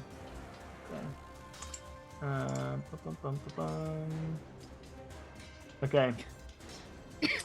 In which case you take half the damage. Haiku takes half the damage. Did Oro Is this a roll? specific type of damage? Oro, yeah, it is a specific type of damage. Oro also takes half the damage. Chilly.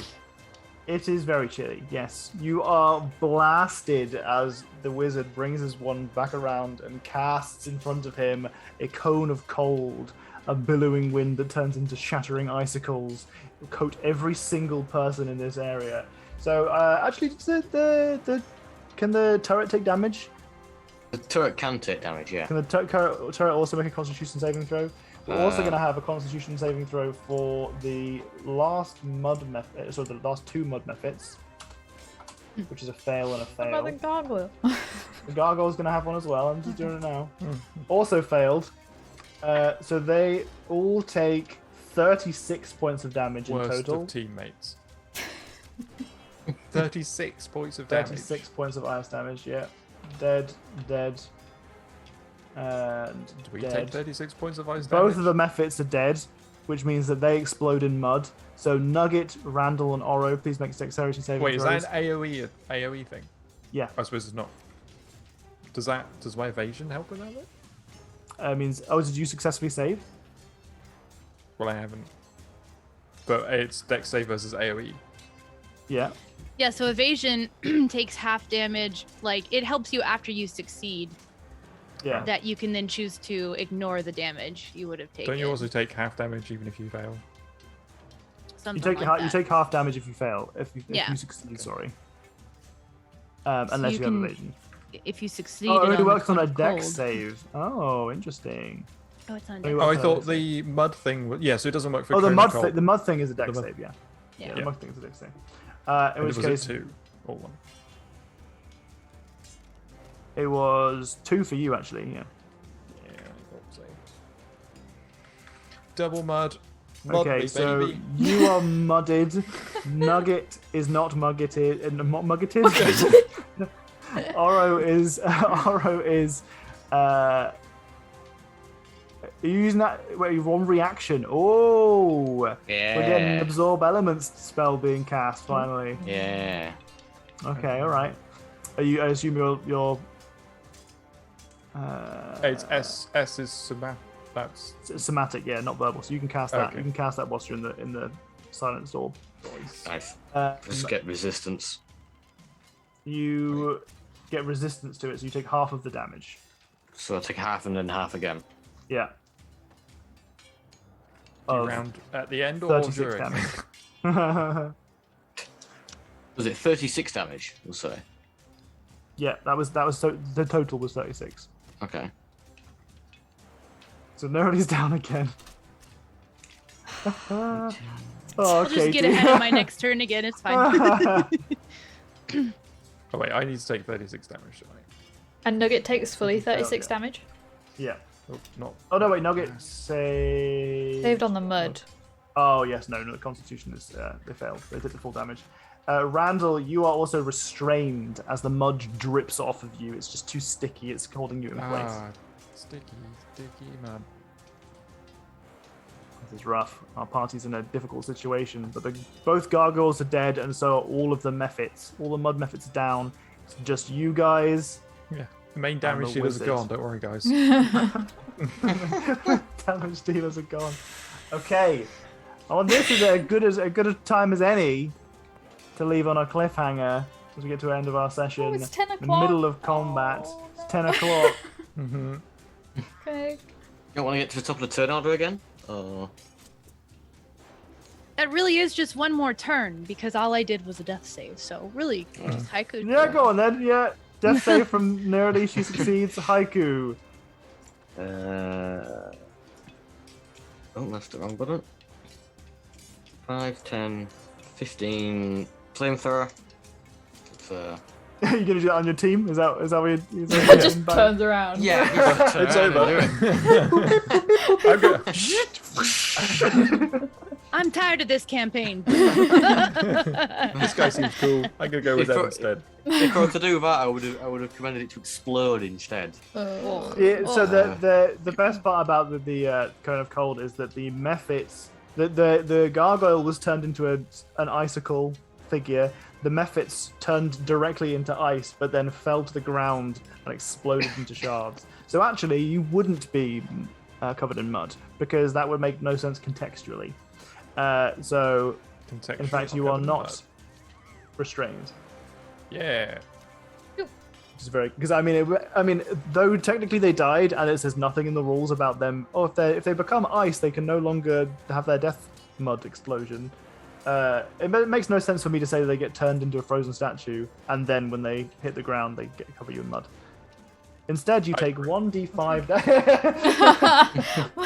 Wait. icicle damage. You take exactly 4 points of icicle damage. Anyway, so Haiku's used the bonus action to vaguely command Robo to set fire to Wizard. Yeah. Dexterity against 15. Set They fire fail. to the rain. They failed it? Yep, Ooh. it failed. So much Good roll. damage.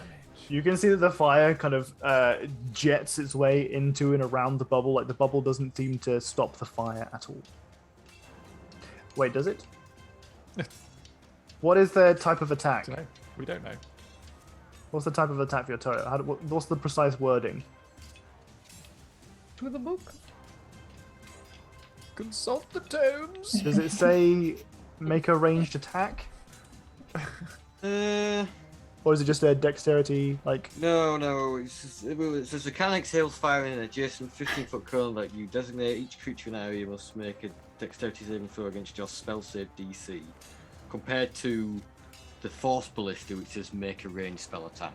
Right, It okay. doesn't say that. Okay. It's not a spell attack. Okay, in which case it's fine. The attack does go through. It does light up our wizard. They take a ton of damage, but they are still alive. So we will end our session there after Haiku is done that. Wait, have you got anything else you want to do in your turn? Because you've cast your spell, haven't you? I know that absorbing elements That's a- wasn't even on your turn. So that was a reaction. That's a reaction. Yeah. I'm too close to too many people to explode the cannon, so I'll avoid doing that. I won't do that. Okay. Yeah, you want to take an action? Oh. You could cast a whole spell. Yeah. Oh, you're Cast the down whole- with that. You cast the whole spell. You could stabilize Neurally. I can. Yeah. Yeah. Can I use Step the out the healing crease. potion on Neurally? Oh, you got a healing potion. Well, we got him from the We room, all didn't got we? one. Yeah, Yeah, we no, all- I was yeah. just wondering. I was just wondering if you like doled it out to everybody. Yeah, we all took it. Yeah, everybody. Yeah, I we took one each. specified that I took mine, Glug, and then glug, they glug, glug, glug, specified glug. that they took theirs. You heal Lucky. Neurally. Woo. Ooh, 6 points 8 of health. this She's time. back up. I didn't it's do the 6 plus you didn't 2, do so the it's plus 2. 8. Nice. Lovely. Nice. Just like there's just like potions of healing like coughed up all over her face at this point.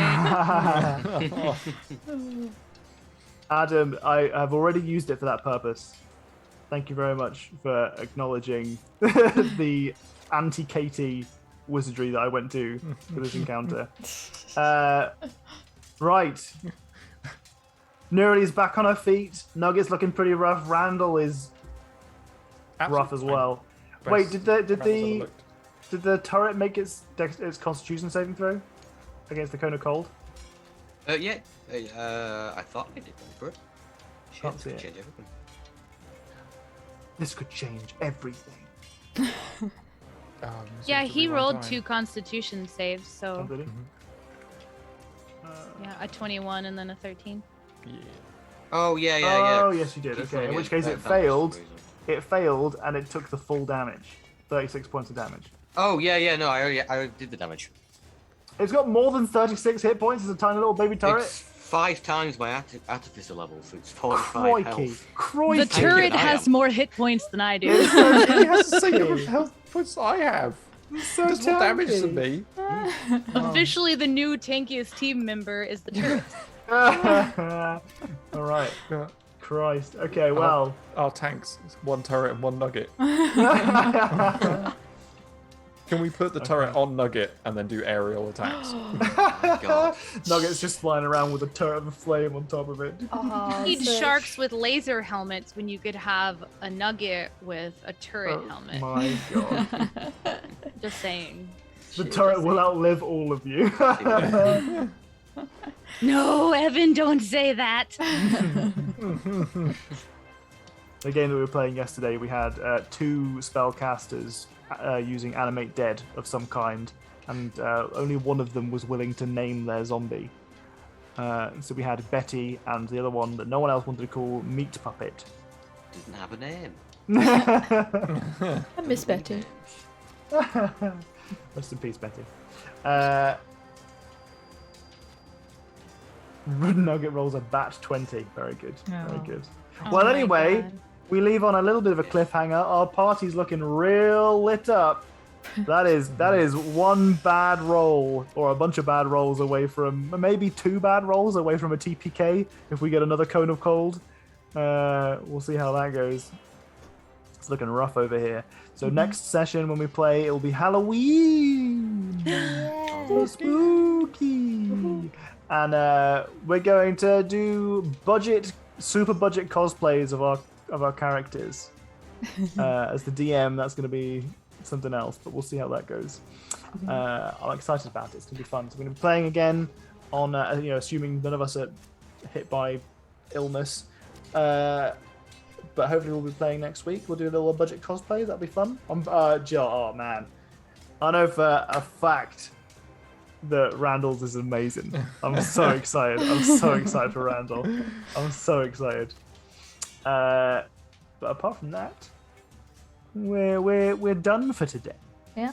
Also, next Sunday is the pumpkin carving competition end day. Yes. So get your pumpkins carved and put them in Discord, and then we'll do all that on Sunday. I'll figure it out. Yeah. Either before or after Exciting. D&D, we'll figure it out. Yeah. Alright. Cool. See you next week, everyone. Mhm. Bye. Yeah. Bye.